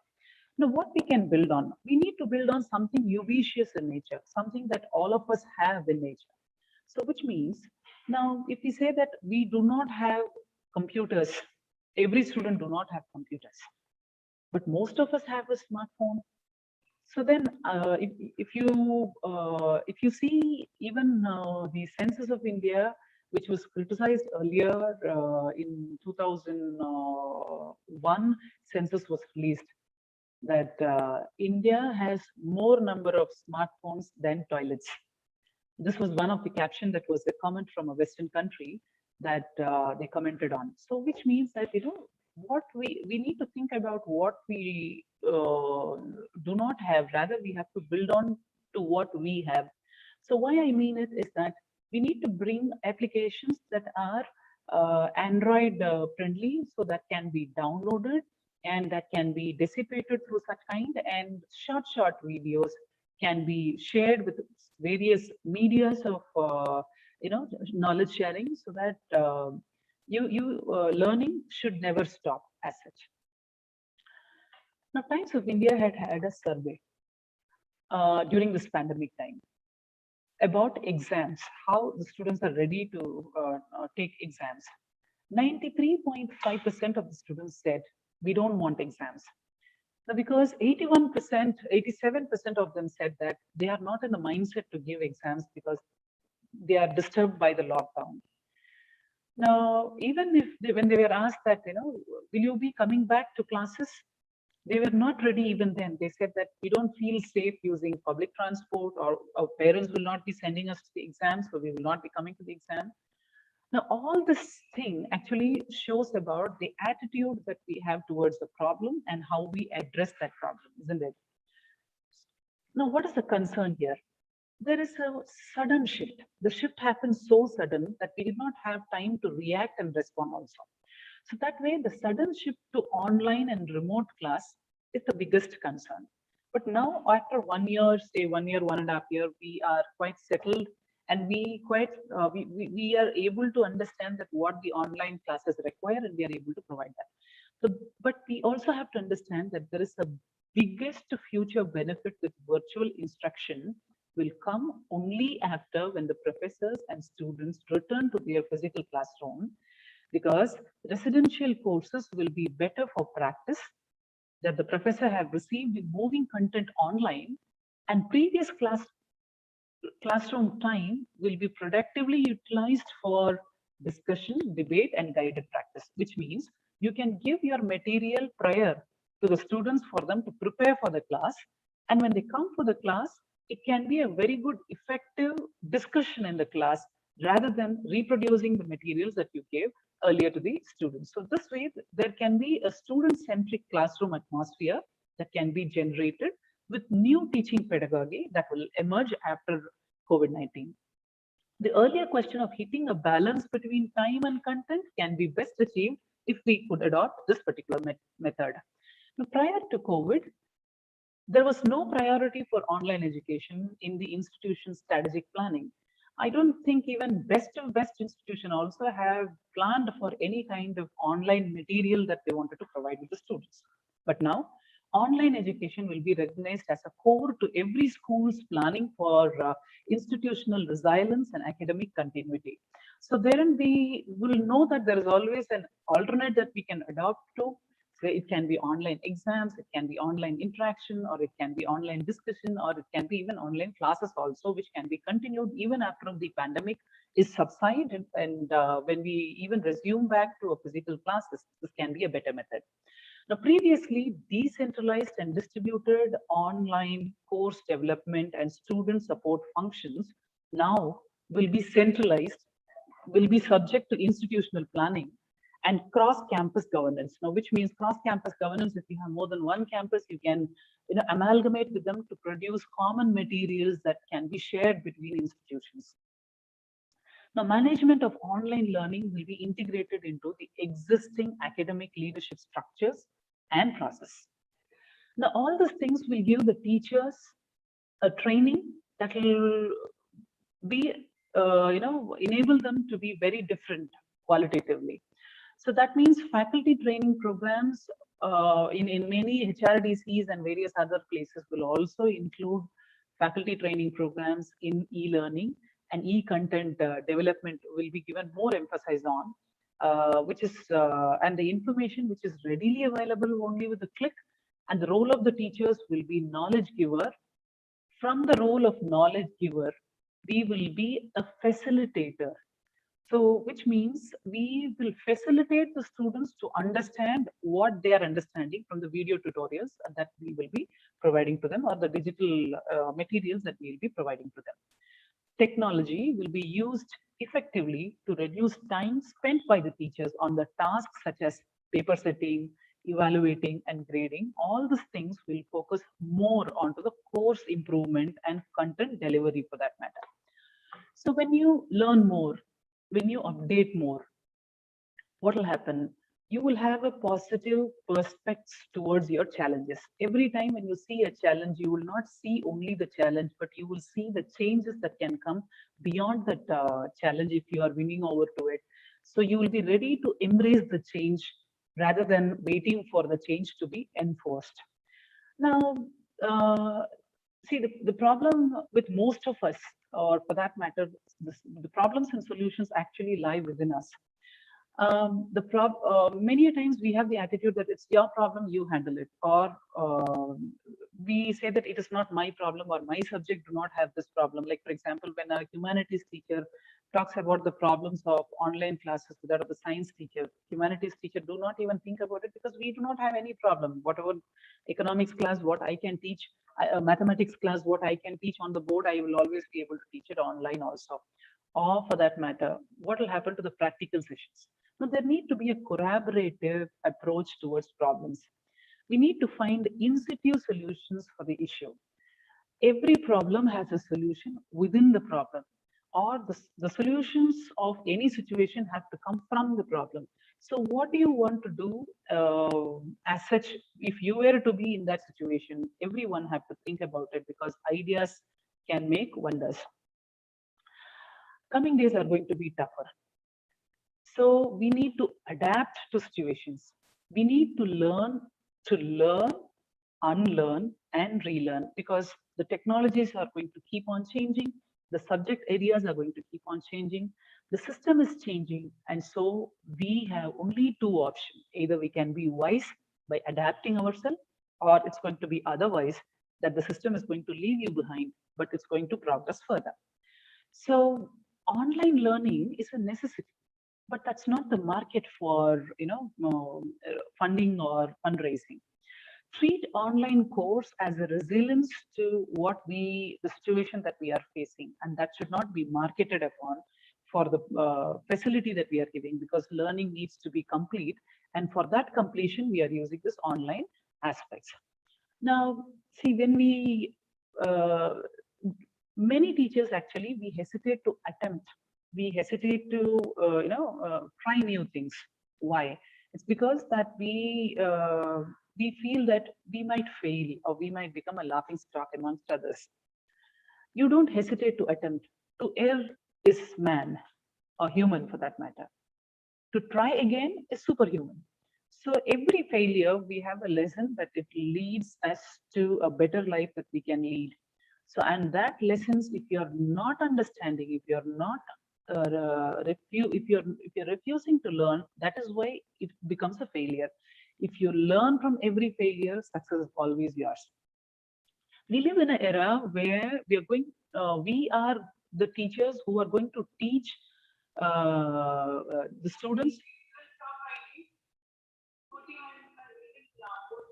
So probably we are going to learn from our students many technical aspects that we will be. I'm in a class. So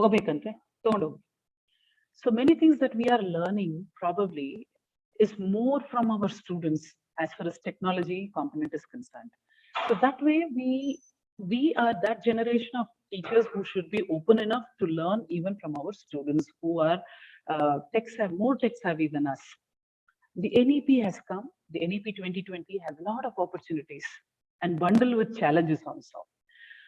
There are more people to criticize. There are few people to talk about it, but yet the emphasis and the implementation or complete implementation of NEP is yet awaiting for anybody to do it. So we need to get prepared today on the lines of NEP so that we will be able to see and visualize, experience, and give the change to what that it is required to the system. Now, online, you have classes online. People are learning online for about almost now, if March comes, it becomes 2 years we have been online. And exams are also online. We are conducting the classes also online. So everything, competitions also online, culture is also online. So everything is online. Why the students have to come to you now? Now you need a better explanation of what is experiential learning. Let your students experience the learning. Now take them out of the textbook, put them onto experimental learning, experiential learning, help them in connecting the dots. And if you're able to do that, then probably you're hitting the gold mine of the best learning experience that you can give to your students. Now, do not wait. The government must act or they must bring rules so that you can change the way how you want to teach. From a smallest affiliated college, only the syllabus is defined by your university. Now, how you are going to teach, what kind of experience you're going to provide to your students is up to you. So national level changes are not sufficient. Higher education institutions need to embrace the change by themselves by having innovative practices. Now, if you think pandemic is an opportunity and you're trying to change, is good. Or after everything becomes normal, if you will be continue doing the same thing but awaiting for a different result, that will make you genius in the art of ambiguity. We have a lot of challenges. On a national average, only 23% of the population have access to computers. On an average, only 10% in India people have access to internet connections. Now, all these things are issues that are there at our hand. But the solutions that we need to provide is local in nature and has to be more focused in nature. How can we approach these problems to come across one of the divides that we talk about, the digital divide? When we see great institutions who did not suffer because of this pandemic, who were able to overcome because of this pandemic, now how did they succeed? Is because what you see above the sea is only their success. People always see only the tip of the iceberg, which is shown above the sea. But you did not see the risk they took, the discipline that they had to adherence of some framework that they have done themselves, the midnight oil that they have burnt towards developing few things, the sacrifices that they have made in their personal and professional end to reach to that heights, the disappointments that they have had, the failures, the actions, the doubts that they had, the persistence, the changes, the hard work, the courage, whatever these people have put in, those are much, much higher than what the success that we see. So once challenges can be another's opportunity also. So this challenge can be your opportunity also. Think the solution to the context and be global in nature, wherein you have to blend global to that of the local needs, is global in nature. So there are large-scale experimentation that would have occurred, but for COVID-19, these things would have not occurred at all. The pandemic has awakened us and have enabled opportunities for exploring and change around teaching, learning, and innovation. But is it enough? Will the sector reinvent, that is the education sector will reinvent itself, or wait for the dust to settle and revert back to the same old days that they started with? The answer is with each one of you. So when you get back to your class after the normalcy, how you're going to bring about that change is with you, whether you're going to be the same old or you're going to be enabled. Please understand, you have to build an attitude for yourself and for your student. If the egg is broken by an outside force, the life ends. So if a rule comes and enforces on you, that rule is not going to be pleasant enough for you as first to accept. But if the egg breaks within itself, a life begins. So which means great things always begin from within, the grit that you have, the shapat that you take for yourself. From there, a good change begins. And that's it. And I'll be most happy to take few questions if you have. Thank you, madam. Thank you for your informative presentation. Thank you for highlighting virtual classroom, e-learning, creation of e-content and their effective delivery. Thanks for your words for saying don't be redundant, but be adaptive. Thank you. It was a pleasure to have you, madam. In the fourth technical session, we have delegates from different colleges for presentation. Without wasting much of your time, I would like to call our first presenter, Professor Ramchandrappa BM, Assistant Professor, Department of Commerce, Government First Grade College, Hirekerur. His topic is a study of effectiveness of academic performance of learners during COVID-19 pandemic. Over to you, sir. Ramchandrappa, sir, are you there? Yes, ma'am. You can switch on your video, sir.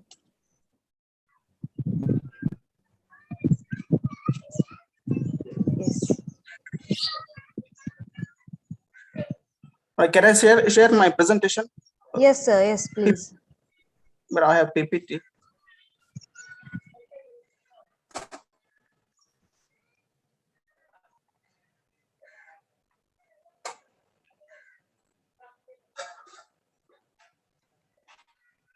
Sorry, madam.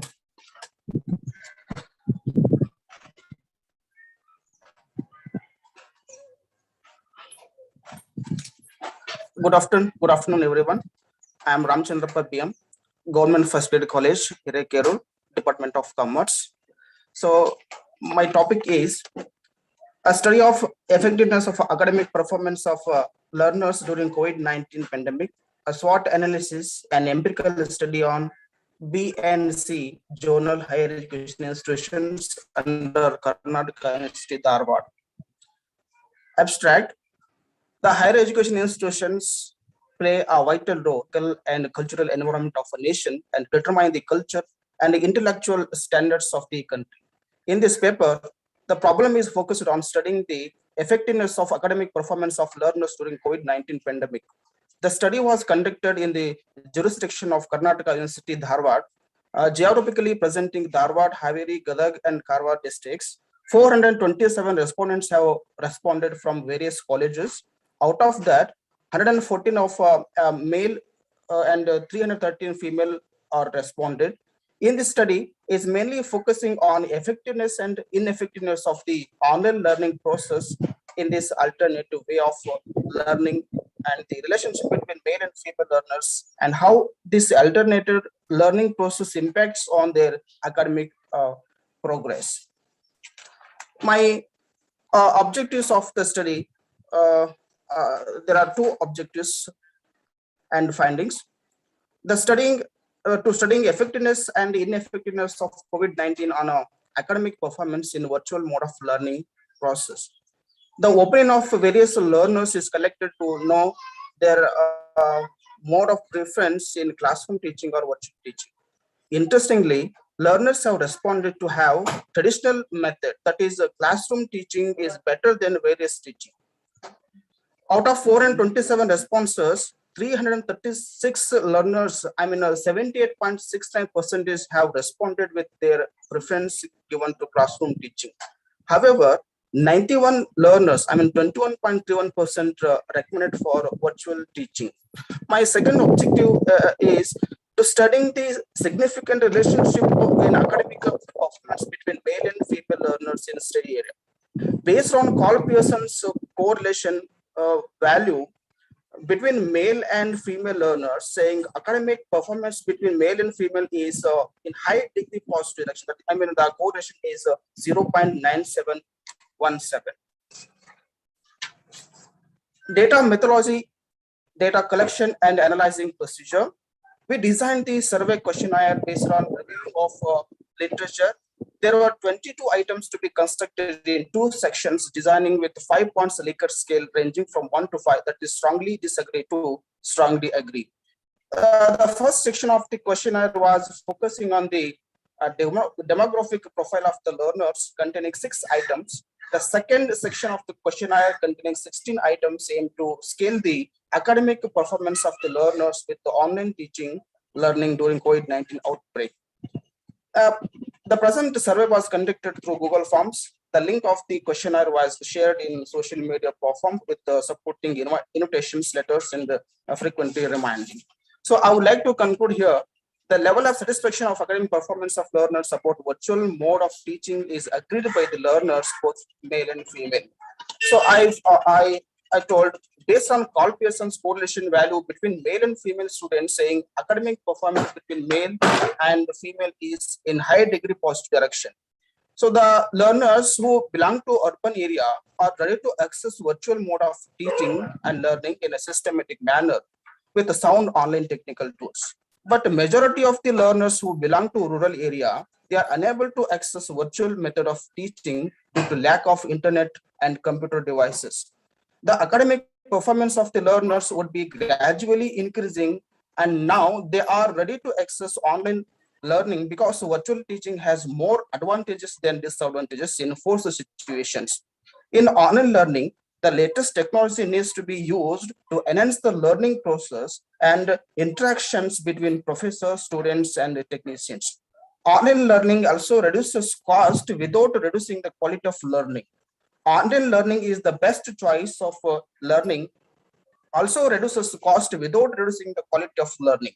The mentor should convey the learners to access the available teaching materials and tools to get innovative techniques and improve the skills, particularly in a forced situation. So thank you, Nanda.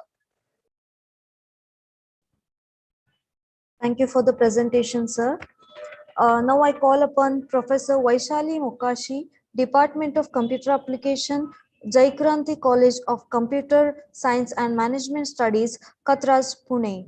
Her topic is optimization and integration of modern methods of teaching and learning. Over to you, madam. Vaishali Mukashi, are you there, ma'am?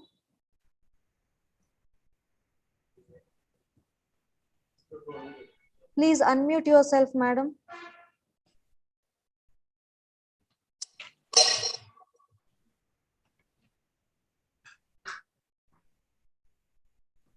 Please unmute yourself, madam.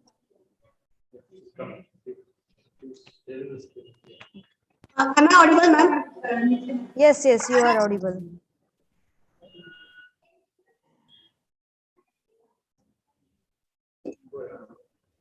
You can go ahead with the presentation, madam. My PPT is shared already. Can you see, ma'am? Yes, yes. Your Good slide is visible. Good afternoon, all the dignitaries. My paper subtopic is optimization and integration of modern methods of teaching and learning. The purpose of the paper is to elaborate different online teaching methods to manage interactive classroom techniques, assessment methods, evaluation of every student with effective ways. The paper will help to get information about how teacher can conduct online class by integrating with different online tools for interactions, assessment, and evaluation.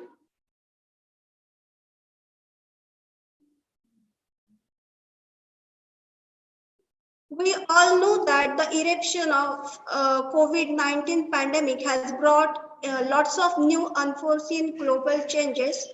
Many educational institutions, including students, teachers, had to adopt the remote learning, which created numerous obstacles, particularly for teachers who have been attempting to give quality education without compromising the teaching process and techniques. Online teaching demands teachers' expertise of many elements of technological ecosystem, and unlike in the classroom, online teaching may make it very hard for a teacher to analyze students' learning levels. It's also challenging for the teachers to relate to each and every student, but technology can definitely support them. They are also responsible for implementing the digital version of the educational methods in addition to conducting classroom sessions online, which was phase one and proved to be really temporary for teachers. This has been a source of concern because many teachers lack advanced technical abilities that would allow them to produce content in a short amount of time for each session. So, this paper helped the teacher to integrate and optimize online teaching with number of methods and tools. So, how we can optimize and integrate? Firstly, there are two methods of teaching or modes of teaching: synchronous and asynchronous teaching. The synchronous teaching where learners are present at real time, and the asynchronous teaching where teaching material are posted online and learners work through them in their own time, communicating with each other and the teacher via discussion boards or forums or even by email. So for online teaching, we use the Google Meet platform. Same way, we use the Zoom, Cisco WebEx, Microsoft Teams, which are the synchronous teaching learning tools, online platforms. And the second mode is asynchronous teaching, where the teacher make the lesson, it records the lesson using the online tools like OBS Studio and so on, and he can post or upload his or her video on YouTube channel where the student can review these lessons at any time whenever he wants. This is the good option for online practical session where learners can review many times at any time. Now the teachers need the assessment and evaluation, but we are not face to face with the students. So how we can assess and evaluate the student? So we can the teacher use the Google form to create the MCQs, short or long answer questions, or even accept a file from student, and he can give the assignments to students through this form. Same way, the teacher can use the Google Classroom. It is a virtual class where teacher uploads assignments, the links of Google form for tests, and he or she, means teacher, can upload the link of her YouTube video or any other YouTube video related to topic. So this is the way we can assess and evaluate through the MCQs using the Google form, as well as we can place the links for the videos for their asynchronous learning. The second online teaching tool is named as Mentimeter. This is the online tool used to engage students using live polls, word cloud, MCQs, etc. Using the Mentimeter, the teacher can track learning and understanding by asking questions to students and can download the results.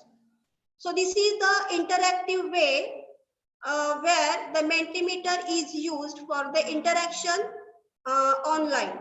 While teaching, two-way communication is very important. So using this Mentimeter, teacher can communicate and interact with the students. It helps to stay up to date and with the teaching syllabus so that no one missing a thing. This is about the Mentimeter. Now some engagement or interactive tools that can be used like Slido, No Hands App, Peer Deck and Booklet. So I have listed these tools so that the teacher can elaborate one of these and make the interaction with the students. Now the next is very important, that is student collaboration, because with collaborative learning, the practice of which is the practice of breaking students into small groups where they can discuss a particular topic and they can give the answer by discussing. So student collaboration is very important because it develops higher level thinking skill in students, and it boosts the confidence and self-esteem because of collaboration. So we can collaborate the students with online tools. The tools are listed as Padlet, Today's Meet, Socrative, and Twilda. So one of is Padlet. Padlet is online collaboration tool. It is a great one for sharing digital content, means the student can share his answer, his image, and he can vote his own thinking with this Padlet. Teachers can create special brainstorm sessions where they invite students to discuss some topics. So in short, the Padlet is a collaboration tool where the students can interact with teachers as well as with other students. Now, the next is concept mapping, or you can say mind mapping, because we know that we are going to create the PPTs for each topic of each subject. So it takes multiple slides, and so instead of that, we can create some maps. So you can see in this PPT, there is a map created, and this is called as a concept map, and using some online tool like Google, Lookit chart, we can create the concept with this map. So concept mapping, or can say it is a method of learning that represents the concept with the relationships between concepts and ideas through graphical representation. It's a form of graphic organizer made up of a sequence of circles or boxes. So the chapter of 4 or 5 or topic of 4 or 5 pages can be represented with this a single diagram. It is a diagram, a graphic representation of a single concept, and you can avoid the 4 or 5 slides for a single topic, and you can represent the concept with this Google. So Google is an online tool you can use for the teaching. So the conclusion of this paper is that in this pandemic, face-to-face interaction is not possible. So we can arrange the online teaching with the integration of these collaboration tool, interaction tools, and so on. So thank you very much for giving me the opportunity to represent my paper. Thank you very much to Principal Dr. Neri Madam, the coordinator of this seminar, Shri SLME, and the co-coordinator, Dr. Siddesh. Thank you very much. Thank you, Vaishali Mokashi Madam. The next presenter is Mr. Umesh Kubsat, Guest Lecturer, Department of Commerce, Government First Grade College, Tiruvallur. His topic is a study of students' level of satisfaction in virtual learning during COVID-19 pandemic. Over to you, sir. Please try to wind up in 5 minutes. I request all the participants to wind up in 5 minutes.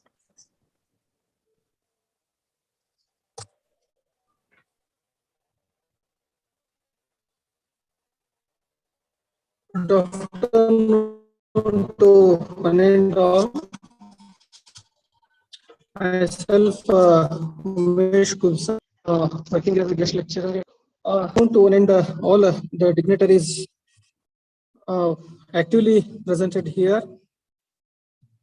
My study is mainly focused on, of course, we are adopting the virtual system. Virtual teaching learning activities have initiated by all the higher educational institutions. But even though how it is to be effective and how it is to be satisfied by the students, so this is the one of the important question we have finding the solutions is mainly focused on my presentation. Of course, for the point of view study, 13 parameters are some of the indicators that have been considered for the evaluation of my study. It's purely based on the students' feedback. Out of 743 respondents,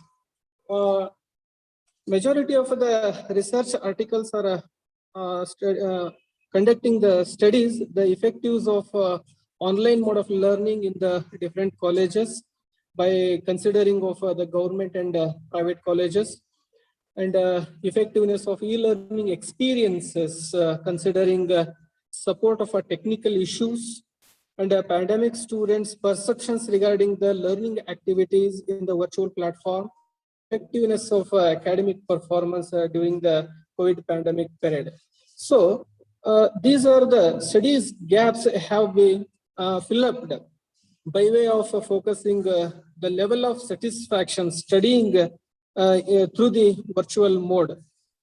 And also this present papers have focused the measurement of the level of satisfaction amongst the male and female students towards in the various higher educational institutions in the North Karnataka region, and also the study the significant relationship between the level of satisfaction between male and female students towards the effectiveness of the virtual mode of teaching and learning process. Here, 13 parameters or the 13 indicators have been considered for framing the questionnaire towards the studying of the level of satisfaction, and the majority of the respondents have been responded. Out of 743, 185 male students and 558 female students responded. But the virtual mode of learning as well as a classroom type of learning, that is a face-to-face learning, have been analyzed. The majority of the students are accepted. That is 70, more or less 76% of the students have been accepted and preferred for the classroom teaching, and then only it says the virtual learning platform is to be developed. It must be needed, and more or less it is to be developed, and those data have been collected. It should be analyzed with the support of Carl Pearson's coefficient of skewness and the Likhart's 5-point rating scale, and also the coefficient of variation statistical tools can be used for the analyzing the data. So the level of satisfaction, overall, the Likhart's scores for male as well as the females or lies in the satisfied level. It means not highly satisfied. In the satisfied level, it means only the agreed. Here, we are elaborating all parameter-wise satisfaction levels. So the first parameter is the instructions given by the institutions towards the virtual mode of learning. Here, the male students are satisfied and the female students are dissatisfied. The result shows that. In the second parameter have been considered the level of satisfaction towards the instructions of the various virtual teaching approaches. In such conditions, male students are highly satisfied and the female students are then neutralized. It means not the satisfied level, not satisfaction class to achieve the learning course outcomes. Here the male students are neutralized and the female students are highly satisfied with the virtual mode of learning. The level of satisfaction towards the quality of teaching performance in the virtual platform, male students are highly satisfied, but the female students are the neutralized conditions. In the next parameter, teachers' motivations in the virtual mode of teaching. Here, male students are highly satisfied and the female students are the neutralized. Then the interactions with the teachers in the virtual platform in the teaching learning process, male students are highly satisfied and the female students are satisfied only. The satisfied towards accessing of the wide range of the resources. Here, male students are highly satisfied and the female students are satisfied. And adequacy of the technical support during the virtual teaching and learning mode, male students are highly satisfied and the female students are satisfying only. That is the satisfaction level towards the policies of the virtual teaching implementations by the institutions. In such a conditions, the male students are highly satisfied and the female students are satisfied only. The next parameter, the coordination of teachers in the virtual platform. The male students are highly satisfied, but the female students are neutralized. The level of satisfaction towards the performance of assessment made by the teachers in the virtual platform. Male students are highly satisfied and the female students are neutralized. The level of satisfaction towards the quality of teaching and learning sessions, Excuse me, sir, please conclude as we are running out of time. Okay, I am concluding only one point. Okay, sir. The male students are neutralized and the female students are highly satisfied. The level of satisfaction towards the supporting of the development of the personality in the personally, so male students are satisfied and the female students are the neutralized. The overall significant relationship towards the level of satisfaction amongst the male and female students is in the teaching learning process in the virtual mode of learning, that is a moderate degree of positive directions. Here, the present study is overall the observations of male are highly satisfied. Simultaneously, female students are the neutralized and the little bit satisfied. In this indicates a contradictory directions level of satisfaction between male and female students. I will concluding with the connects the improvement of the high degree positive correlations between the male and female students in their academic performance. So with the support of procurement of the additional supports as well as to overlapping the demerits of this virtual mode of learning. Because of that, the practical oriented subjects are mainly focusing to learn the effectively. So these are one of the significant factor we find for the failure of the virtual mode of learning. So with these words, I conclude my presentation, and I thank to I thank to the Karnataka Lingayat Society's SK Arts and HSK Science Institute Hubli College and ME sir as well as Siddesh sir giving me an opportunity to present my paper. Thank you very much. Thank you, sir. The next presenter is Professor Deepali, Jaikrant College of Computer Science and Management Studies, Katraj, Pune. Please kindly wind up within 5 minutes. I request you to wind up within 5 minutes. Deepali madam, are you there? Yeah. Oh, yes, ma'am. She is there. Good afternoon, ma'am. I am audible, ma'am. Yes, madam. My screen is visible, ma'am.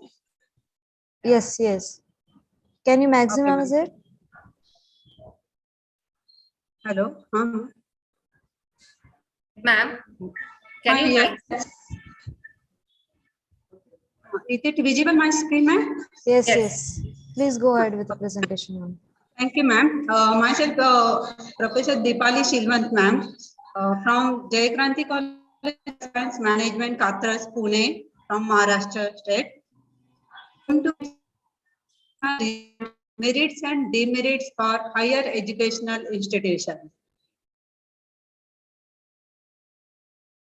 The pandemic situations of COVID-19 has interrupted all the areas of human's life as well as in educational institute also.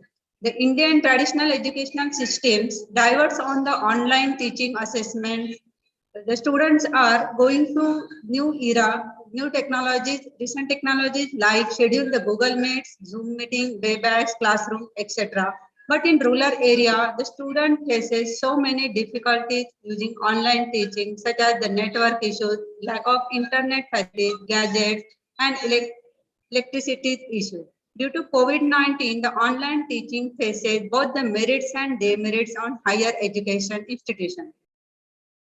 This images shows the pros and cons of higher education institute on different areas of students, parents, patients, and different areas that affected by COVID-19. We are going to discuss the details of merits of COVID-19 in education system. Due to the COVID-19, the students, colleges had suddenly stopped, and it will recently teach the new technologies and develop the use of soft copies and learning material. Due to the pandemic, the colleges has stopped and student faces to collect the hard copy or material of learning teaching material. So they are habited to use the soft copies of learning material. Also, they improve the collaborations of work using new technical technologies. Also, the rises of online meeting, the students, parents, and teachers are conducted the online meeting using Zoom, Google Meet, Webex, etc. Also, the pandemic situations has enhanced the digital literacy. The students, parents, and the faculties are also study the new technologies and use the new era of recent technology. Also, the pandemic improved the use of electronic media for sharing information. Many colleges has created their own WhatsApp group for sharing their materials and communicate with the student. Also, the worldwide exposure, the global boundaries are explored. The different colleges are arranged the international seminar. The experts from different countries can also elaborate and contribute their communicate with the students. There is no limitations of the geographical area. Also, the student can have the better management of their timing. They are attending their online study classes and conduct the lecture. Therefore, there are so many timing they can utilize in different technologies also. Also, it will demand the open and distance learning. The students can attend the online seminar of different countries. Also, the PM Narendra Modi has elaborated the new portals that is SWAYAMs, and also elaborate the new materials of class 1 to 12.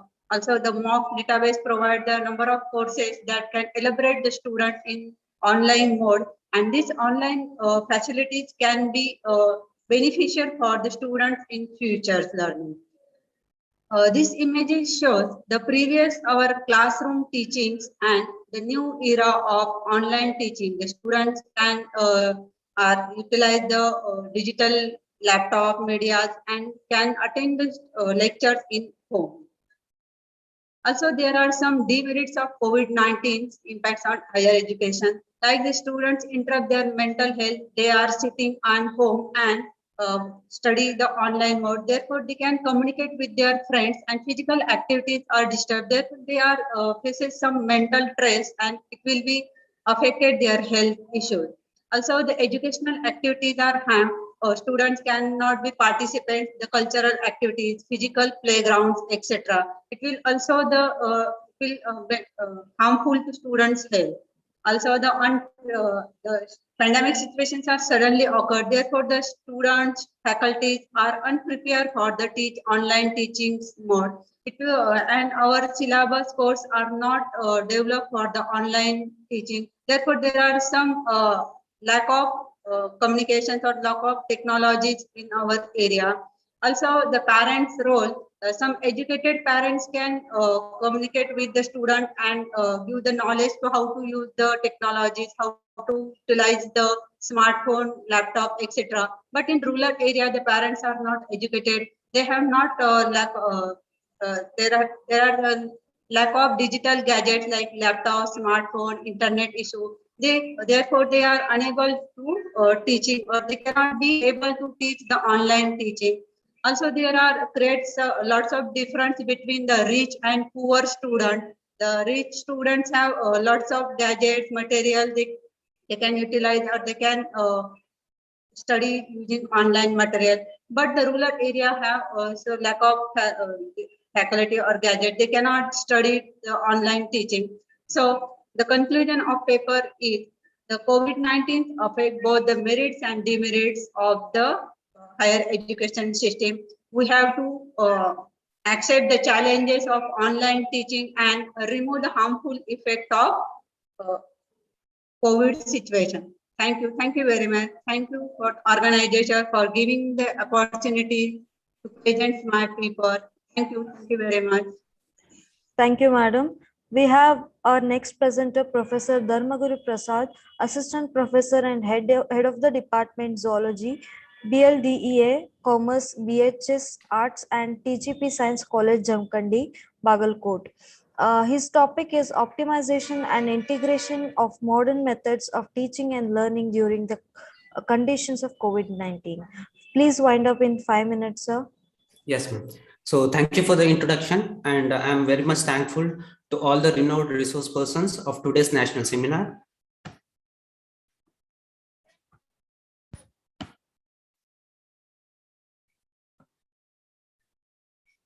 Is it visible? The PPT, whether PPT is Yes, visible? sir. Yes, yes. You can maximize it.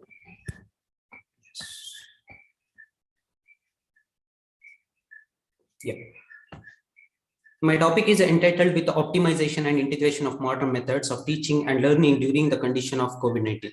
So starting with the introduction. So most of the governments around the world have temporarily closed educational institutions because of the COVID-19 pandemic conditions. And almost 91% of the students who got affected, and that was the condition and the status was given by the UNESCO. In this pandemic condition or the situation, that online method was the best method what they have observed, and it was the only method where it reached to all the students to complete the teaching learning methods. It plays an essential role in transforming our lives into the digital world by providing flexible locations, class times, and quality contents. So this flexibility is with respect to the time, so the student can access these contents as if they require. So that is the main importance of this online method. And the demerits, the main demerit of this online method is for the rural students, that they will not be having or they will not be getting sufficient good connection of the internet. That is the one thing. And another thing is they will not be knowing how to handle these equipments, that is with respect to the mobile, or that is with respect to any kind of gadgets like computer, laptops, or anything like that. Now, coming to the Weissman and Wang 2010, they have quoted that video conferences are the asynchronous model for interactive voice, video, and data transmission between two or more groups of people. Video conferencing is just one of the technological methods that can be used in online learning. Now, coming to the online learning is encouraged due to the following reasons. That is with respect to a pandemic condition, you can acquire knowledge at home. So you can be safe at home, and simultaneously you can also enrich your knowledge by these online courses. Then another thing is you can also maintain the social distances so that you can cut down the transmission which is occurring by this COVID-19 condition. Next, it offers highly effective learning environments. So you will be teaching with respect to holding any kind of images, holding any kind of videos. So that will be directly reaching to all the students. So that method, that is the online method, is called highly effective method. It offers complementary interactive support that allows students to study 24/7. So the student can access, if I'll be doing any kind of classes, and that will be get uploaded and given the link, and the student can access all the times, as and if the student feels like, yes, I need to learn this concept. So the student can access this content 24/7. And this is the most flexible method because the student can access at any time. And it is available in any locations with an internet connection, and student can attend using their devices. The initiatives of India for online learning during the lockdowns, which was made by the UGC and MHRD, that is to continue the academic cycles as the pandemic, because of this pandemic condition, all the academics courses and all get postponed. And to control all these conditions, so the online method was found to be best method for the learning methodology. Now, this is to ensure that the student did not miss the courses during this time and training is not interrupted, and that the student receive unrestricted access given by the MHRD. So these are some of the free online platforms, Zoom, Google Meet, Skype, YouTube Live, or Cisco WebEx, Microsoft Teams, etc. Now coming to the pros and cons of these online methods, coming to the merits, online learning encourages more productive use of the time. So it will be restricted so that the student can easily access these contents at any time, and that is almost 24/7. And it's a great technology that is quite affordable. So there is no any kind of charges which will be get applied when we'll be doing any kind of classes in the online. And online classes or conference sessions can be saved, and the student can make use of these classes as and if it required. And this is also helpful for the conduction of exams. So some of the universities have taken these initiatives to conduct exams and have also got succeeded doing this kind of exams in online mode. Now, coming to the demerits of online learning, that is, not all children have the knowledge, skills, and resources to protect themselves online. And so before knowing about the online classes, we should teach to the students that how to handle these equipments and how to make use of these softwares or applications so that they can enrich their knowledge. And next, the learners from low-income families and disadvantaged groups are more likely to get suffer, and they cannot afford high-speed internet, and they cannot afford even the equipments also.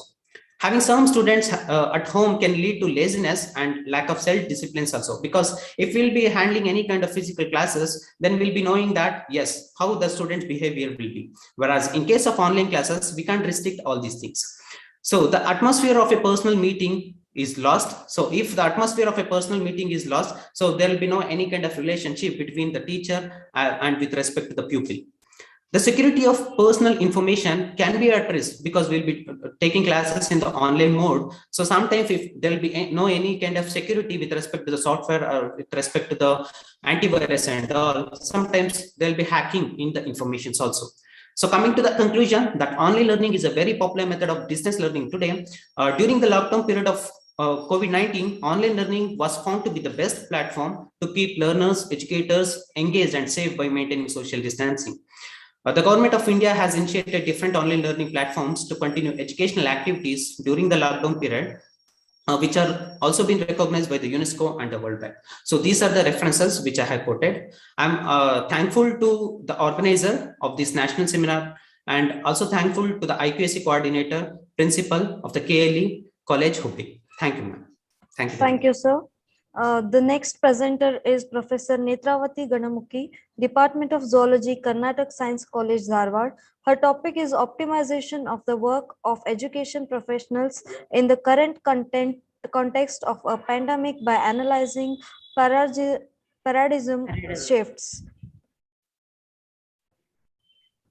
Netravati, madam, are you there?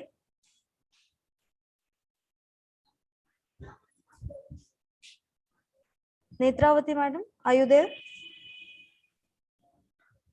I think she's not there. So,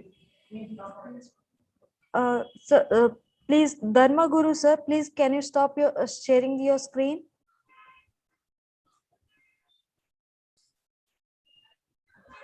Thank you. I would like to call upon our beloved principal, Dr. Uma V. Nirle, madam, for the presidential remarks. Over to you, madam. Thank you, Neelochana. Yeah. Good afternoon, everyone. Today, really, we are blessed with the 4 resource persons, very senior resource person. The way they have highlighted their views on our NAC-sponsored IQAC organized national level seminar on quality sustenance in higher education. First of all, I thank all the resource persons and a very prominent educationalist. The whole seminar they attended, that's our great pleasure. To say about this pandemic situation, no one could foresee the impact that the global pandemic due to COVID-19, which shook the world throughout 2020. That year will be remembered as the year of pandemic and will go down in history because more than 1.5 billion people around the planet were confined to stop the spread of COVID-19 virus, the casual agent of COVID-19. The state of alarm decreed by several countries led to strict confinement. It affected society, socially, economically, psychologically, and educationally.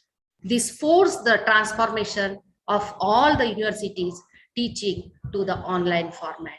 It was an unplanned emergency adaptation, and this has served to highlight the strengths and weaknesses of the current university, or we can say the higher education system.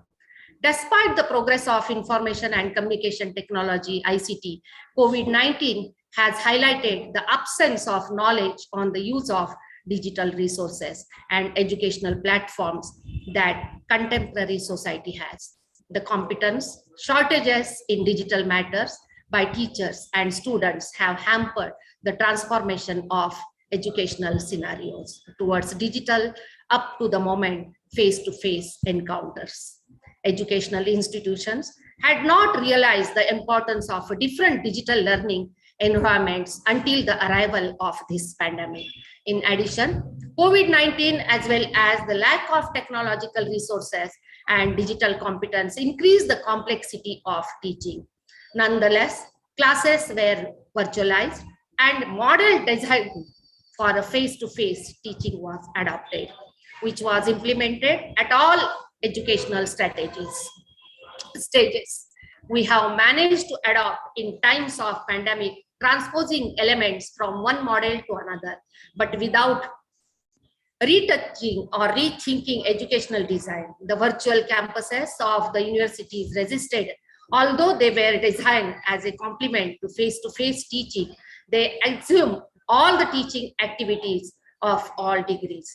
The teachers did not have on many occasions sufficient digital skills. On the other hand, the students sometimes had limitations in their family resistance. Some lacked the technology means necessary to work at maximum performance or the desirable level of internet connection. Too much effort has gone into adaptation, which has undoubtedly made us discover the benefits of technology, but it has also highlighted the digital divide. Regarding the teaching methodology, this has materialized with an immediate learning of video conferencing tools between the months of pandemic. As the second most used tool in emergency transposition, the slide presentations were complemented with a background voice-over or narration. This instructional panorama involved great inconveniences for training plans of universities, races based on practice, such as medicine, architecture, engineering, arts, and others. In these cases, the content and practices had to be adapted in specific centers to a purely digital environment. All of this brought with it a mediatic and training impact due to the formative deficiencies of these students and future professionals in the near future. The COVID-19 crisis has raised silent questions about the necessity, importance, and usefulness of certain curriculum content. It has highlighted the relevance of certain trends, particularly the authenticity of learning situations. Indeed, apart from academics, educational programs, and student assessment, the paramount need that has emerged as to preserve students' motivation, engagement, and interest, as well as their connection with the higher education, particularly when all the colleges and schools are closed for long periods of times. This requires varied, flexible, and authentic learning activities in this regard. The authentic learning experiences resulting from the COVID-19 lockdown could be used to contextualize student realities during the pandemic. This research or any opportunity to rethink the curricular and approaches. The developing countries such as India in this pandemic has implemented NEP 2020, and our both the resource persons highlighted how it is important, the blended teaching, flip classes in this situation. The challenges continues. The evolution of the health situation due to COVID-19 pandemic is uncertain, and social and community health care is a priority. It is a time to reflect on options and make profound and coordinated changes in education. Without any doubt, it is a time to address a new educational models of an active nature. Lastly, we can say that The illiterate of the 21st century will not be those who cannot read and write, but those who cannot learn, unlearn, and relearn. All the resource persons highlighted this very well. I thank all the resource persons and organization. Thank you. Thank you, Anand. Thank you, madam. Now I call upon Dr. Siddesh MB, IQSC co-coordinator, for the vote of thanks. Over to you, sir. Thank you, madam. Good afternoon, all. I, Dr. Siddesh MB, on behalf of KLE SK Arts College and HSK Science Institute, Hubballi, and entire fraternity of the institution, deem it a great privilege and honor to propose a vote of thanks on this auspicious occasion.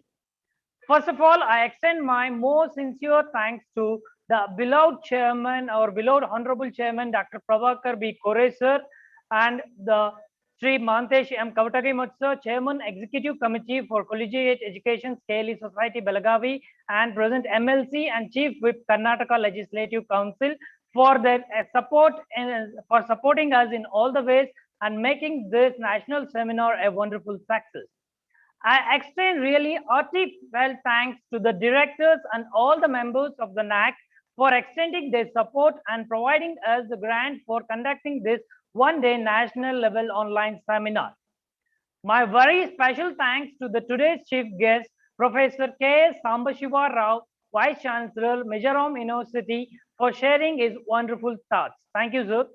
I extend my sincere gratitude to the Professor Panch, resource persons, Professor Panch Ringam sir, Panch Ramlingam sir, Director in charge HRDC, Pondicherry University, and also Professor B.M. Naik sir, Educational Advisor, Boston, United States, and Dr. Priya Narayanan, Assistant Advisor, NAC, Bangalore, all for highlighting their views regarding the impact of COVID-19 on quality sustenance in higher education institutions. Thank you, sir and madam. Thank you, sir. I also thank Dr. S.V. Sadhunavar, sir, Director, Board of Management, KLE Society, Belagavi, and Chairman nominee of the institution for his guidance. Thank you, sir. I thank Sri Shankarana Munavalli, sir, Director, Board of Management, Belagavi, and Sri V.B. Kallu, sir, Chairman, LGB of KLE SK Arts and HSK Science Institute, Hubli, for their extended support. I sincerely thank all the IQSC members of the institution, Professor Ayachit, sir, Sri Shara Joshi, sir, Dr. Rose Bani, sir, and Sri Patel, sir, and all the members of the IQSC for your extended support in making this event successful. My heartfelt thanks to the delegates who have presented their papers in this seminar. Thanks to everyone. A special thanks to our venerable principal, Dr. Uma V. Nerle, madam, who is always on her toes and being the catalyst that inspired us to do our best and stand as a pillar of power. Thank you, madam. I thank all the distinguished invitees, professors, faculties from various states and Karnataka present over here. Thank you. I also thank the members of the media for evincing interest in covering this event. With this deep sense of appreciation, I thank our IQSC coordinator, Sri S.N. Emi sir, for his untiring efforts to make this event a great success. I thank Ms. Nilochana Pooja for a wonderful master of ceremony. This type of event cannot happen overnight. The wheels start moving about a month ago. It requires planning and birds of eye for details. We have been fortunate to be supported by a team of very active and dedicated employees of our institution. Thank you for your support. I also want to thank the people who worked behind the scene to execute this event successful. Our technical arrangement team, the office team, and the manual staff. I thank you one and all. Once again, I thank one and all for your attention. Thank you. Thank you. Thank you, Siddesh sir. I think the seminar was full of information. Delegates have explained well how to be adaptive with changing technology and how to build ability in students and make them adaptive for the learning. No matter how uncertain were the days, we have been efficient in reaching our students through online platforms. Hope this seminar was interesting and beneficial. Thank you one and all. I request all of you to switch on your videos so that we can take a virtual group photos.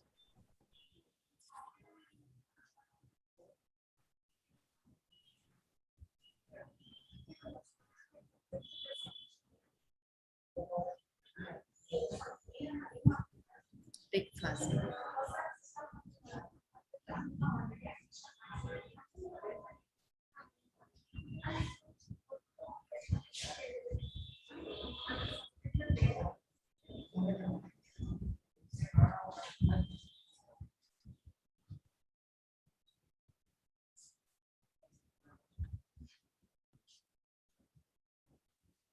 Thank you. Thank you. Thank you, one and all.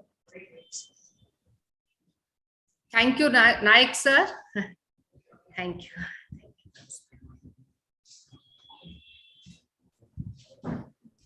Shall we?